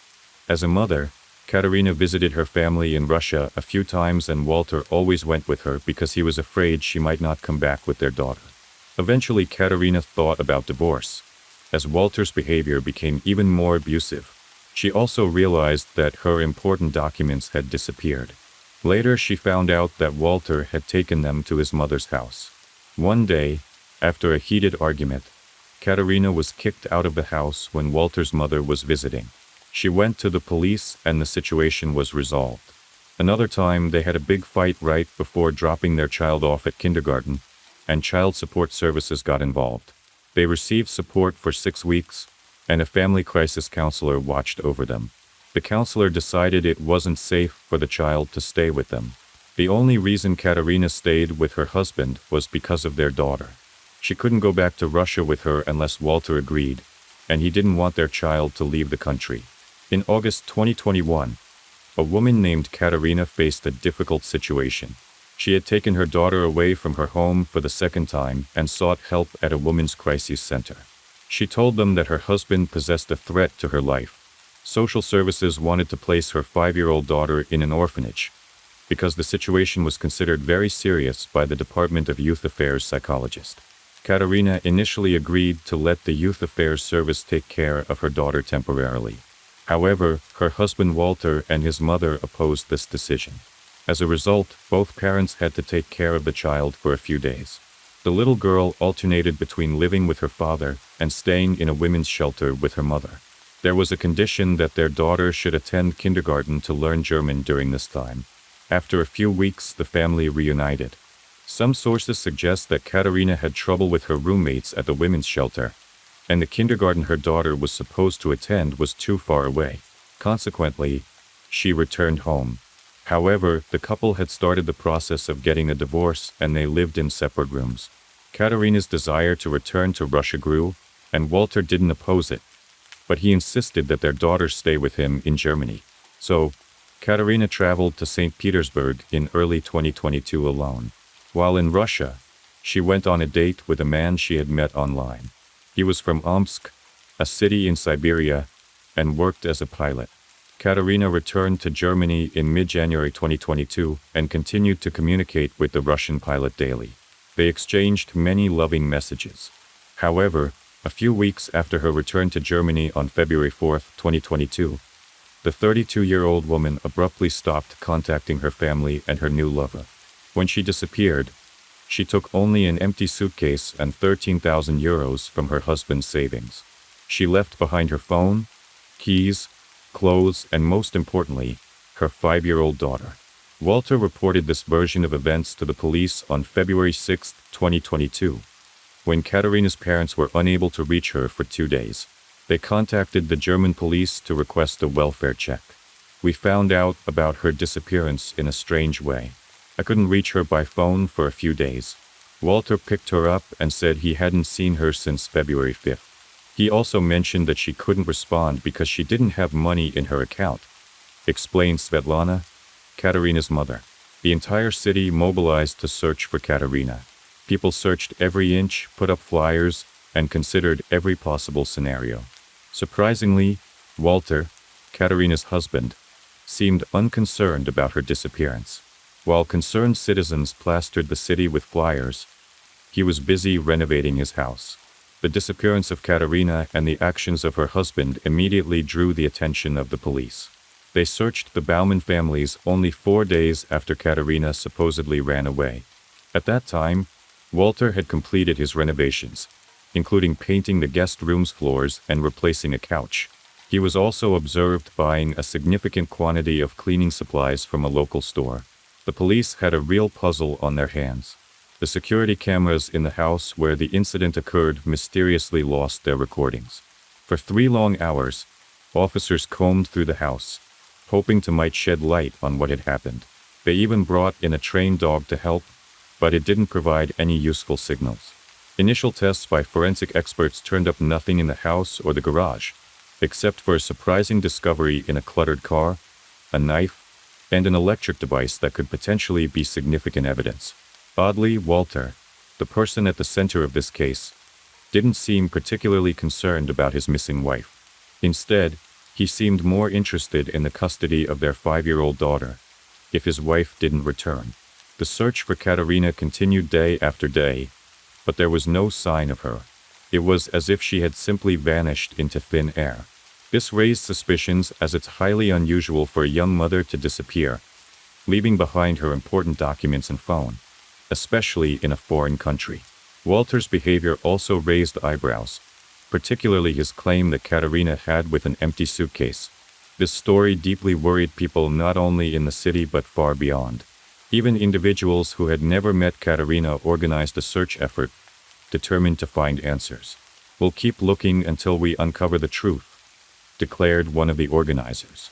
About 2 weeks after Katarina's disappearance, around 400 volunteers from all over North Germany came together to search for her in Bremerhaven, assisted by search dogs. The incident also gained significant attention on social media, and Katerina's family reached out to Russian media outlets for help. Her mother revealed a troubling history of domestic abuse in Katerina's marriage, saying, "My daughter was with this man for 12 years, but their marriage had been nothing but arguments and violence for the past year and a half. He isolated her, took away her identification and bank cards, and prevented her from seeing anyone." Then, on March 1, 2022, a shocking discovery shook the community. A passerby stumbled upon a strange suitcase that had washed ashore while walking along the local river Weser. When he opened it, he made a horrifying find fragments of a woman's body wrapped in garbage bags. Notably, not all of the body parts were inside the suitcase, some were missing. Tragically, the victim was identified as 32-year-old Katerina Baumann. What made this discovery even more eerie was the location. It was found near the lighthouse where she had gotten married. The fact that the suitcase had washed ashore was in some ways fortunate for the investigation.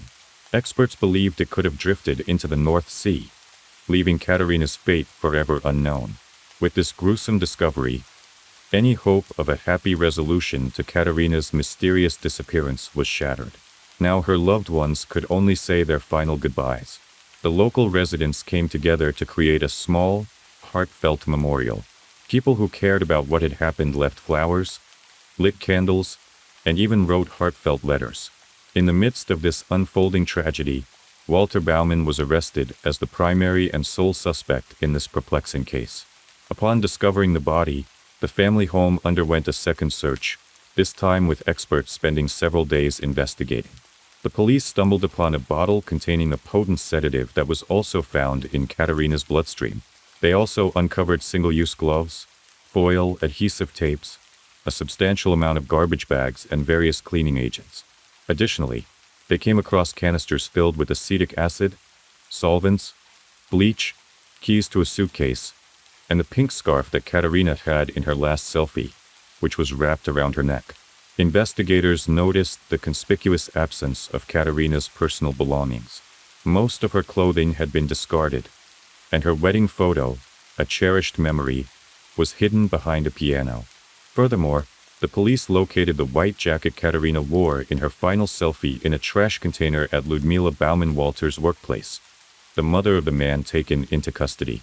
While in custody, this individual frequently penned letters to his mother, expressing his love for her and referring to her as "my son." These letters contained urgent pleas such as, "Help us all, mother. Save us, you can do it, you are my only hope for the future. Please save me." The true meaning of these appeals only became clear 8 months later. On Friday, February 4, 2022, Katerina's life came to a tragic end. At 4:30 p.m. she went for a brief 10-minute stroll wearing a light-colored jacket and a yellow skirt, which was captured by neighborhood surveillance cameras. That evening, the family shared a meal consisting of tuna, halibut, mashed potatoes, olives, and a bottle of wine. According to Walter, Katerina only had a single glass of wine, and he consumed the rest. Consequently, he retired to bed at 8 in the evening. Court records reveal that Katerina's phone was last connected to the network at 7:41 p.m. At 8:25 p.m. she made a video call to her new partner from her computer, expressing her cheerful disposition and indicating she would call again after tucking her child in for the night. However, she failed to make that subsequent call and didn't contact anyone else that evening. 2 hours later, the Russian pilot sent her a goodnight message, which went unanswered. A forensic examination determined that Katerina passed away 2 hours after dinner, with traces of powerful sedatives and alcohol found in her blood. Her hyoid bone was fractured, leading to the conclusion that she was strangled. Other actions performed on the body, according to experts, involved the use of extremely sharp tools. The following morning, Walter briefly accessed his car at 7:22 a.m., and at 10:20 a.m., the car left only to return at 4:49 p.m. 3 days later, Walter phoned his wife's cell, seemingly trying to confirm his fabricated story that she had run away. He also sent her several messages asking the obvious question, "Where are you?" Before Katerina's disappearance, Walter and his mother engaged in frequent and intense WhatsApp conversations. However, after February 4th, An unusual silence fell between them. In February, Walter drove his car to an auto service shop.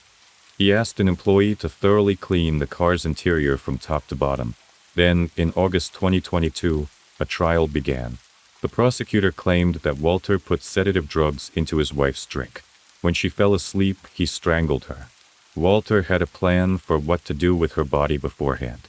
The prosecutor's office mentioned that Walter had fears about losing custody of his daughter if he divorced his wife, along with financial troubles as possible motives. They also revealed that they found traces of blood in the garage. These traces were under a shelf, on the floor, on the stairs, and in the seams. There was even blood on the carpet in the trunk of Walter's car. Despite thorough cleaning, experts from the Institute of Forensic Medicine confirmed that it was his wife's blood in all these places. The police seized Walter's phone and computer. These devices provided answers to many questions. Shortly before the tragedy, he searched for topics like avoiding punishment for taking a life, dissolving meat with acid, the amount of acid needed to fill a bathtub, and reading other people's WhatsApp chats. He also looked up how long it takes for sedatives to cause death, and whether someone could be convicted without evidence in Germany. Between December 2021 and February 2022, Walter made around 500 search queries. All of these pointed to the fact that he had planned this crime. On the day his wife disappeared, he searched for electric shocker twice. Forensic experts found signs of electrocution on his wife's body. Investigators suspect that Walter used a shocker to check if she was still alive. During the trial, Walter wore his wedding ring and claimed to be a widower. For 2 months, he remained silent and didn't comment on the charges against him. Sometimes when witnesses testified, he plugged his ears as if the proceedings had nothing to do with him. The most emotion he displayed was when he saw his mother in the courtroom. He cried when she was questioned as a witness. He stared at her with his hands folded, almost as if he was praying for her to help him get out of this situation. In a letter, Walter begged his mother to assist him, and it seems she agreed. During her testimony, Ludmila Baumann, Walter's mother, shocked the court by admitting that she had taken her daughter-in-law's life. She explained that she came to their house in the middle of the night because her son called and asked her to care for their granddaughter. When she arrived, she found her daughter-in-law asleep on the couch. According to Ludmila, when she tried to wake her up, a fight ensued, and in the course of it, she accidentally choked her son's wife. Ludmila also claimed responsibility for the actions performed on the body. She said, "I loved her like a daughter, I didn't want this." But it's possible that Ludmila decided to take the blame for her son due to her immense love for him. As mentioned earlier, they had a very close relationship and spoke on the phone frequently. The WhatsApp chat between them filled a whopping 1699 pages in the investigation files. Despite Ludmila's self-incrimination, she left the courtroom as a free citizen. The jury in the prosecutor's office didn't believe her statement, assuming that she only wanted to protect her son. Even experienced lawyers were stunned by her confession. The attorney for the 66-year-old woman demanded her arrest, while Walter's defenders requested his release. However, in the end, Ludmila was set free, and her son remained in jail. She wasn't ready to give up and wrote a letter to the court detailing what she did with the body. Once more she stated, "My son did not do this." She really wanted the court to ask her questions again, and even charge her, but the court didn't agree with her request. They didn't believe her once more. Ludmila had managed to prove that she was involved in the situation. Remember, not all the pieces of evidence were found in the suitcase. Ludmila Baumann showed the investigators where to find the missing evidence that didn't fit in the suitcase. The information she provided turned out to be true. The police found another bag, and it was heavy so that it wouldn't float. This bag was found exactly where Ludmila had pointed. Ludmila's phone had a pedometer, and it showed that around 0:40 a.m. on the night of the incident, she walked 220 yards. Cameras near Walter's and Katarina's house recorded someone passing by. Also, Walter's father's phone showed activity at that time. He had driven Ludmila to his son's house. He had originally told the investigators that he was asleep at that time, but experts proved that Katarina was already deceased by then. This means that the 66-year-old woman had provided false testimony. Now here's a strange detail. Ludmila Baumann came to her son's house when Katerina was already dead. She was present during the actions related to the body. Even if she didn't actively participate, she helped clean the house. In essence, she assisted her son in hiding evidence related to the situation, which makes her an accomplice. Surprisingly, Ludmila wasn't arrested or charged with anything, which seems unusual, right? As the verdict day approached, the mother became increasingly desperate in her attempts to save her son. She wrote another letter to the judge, where she once again claimed that she was the one who committed the actions, not Walter. In the letter she wrote, "I disliked Katerina, but I couldn't tell my son. He was fighting for his wife's love, and I was afraid she might want to harm him. That's why I decided to make it seem like Katerina poisoned herself due to her tragic love for a Russian pilot.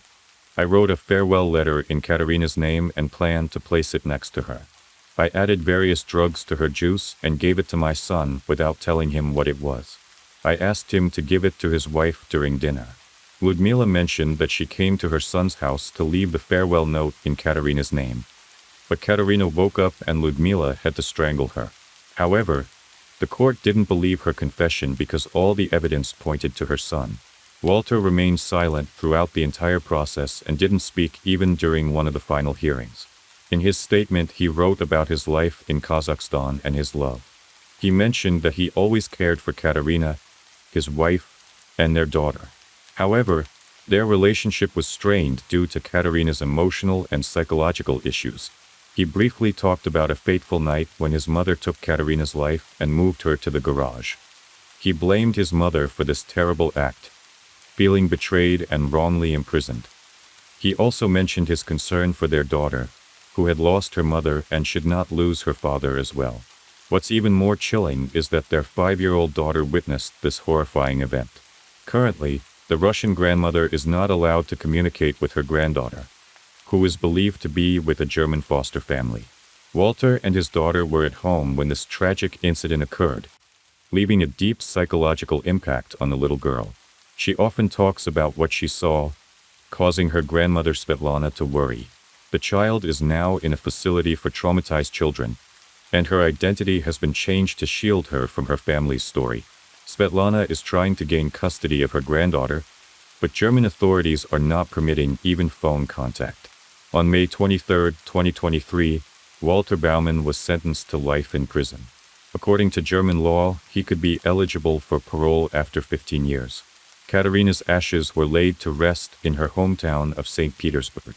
The case of Ludmila Baumann, Walter's mother, remains open, and there is a possibility that she may be charged as an accomplice, although this has not happened yet. If you made it this far, thank you for staying with me until the end. I hope the stories gave you something to think about, or dream about. Sleep well, stay safe, and don't forget to subscribe. Good night.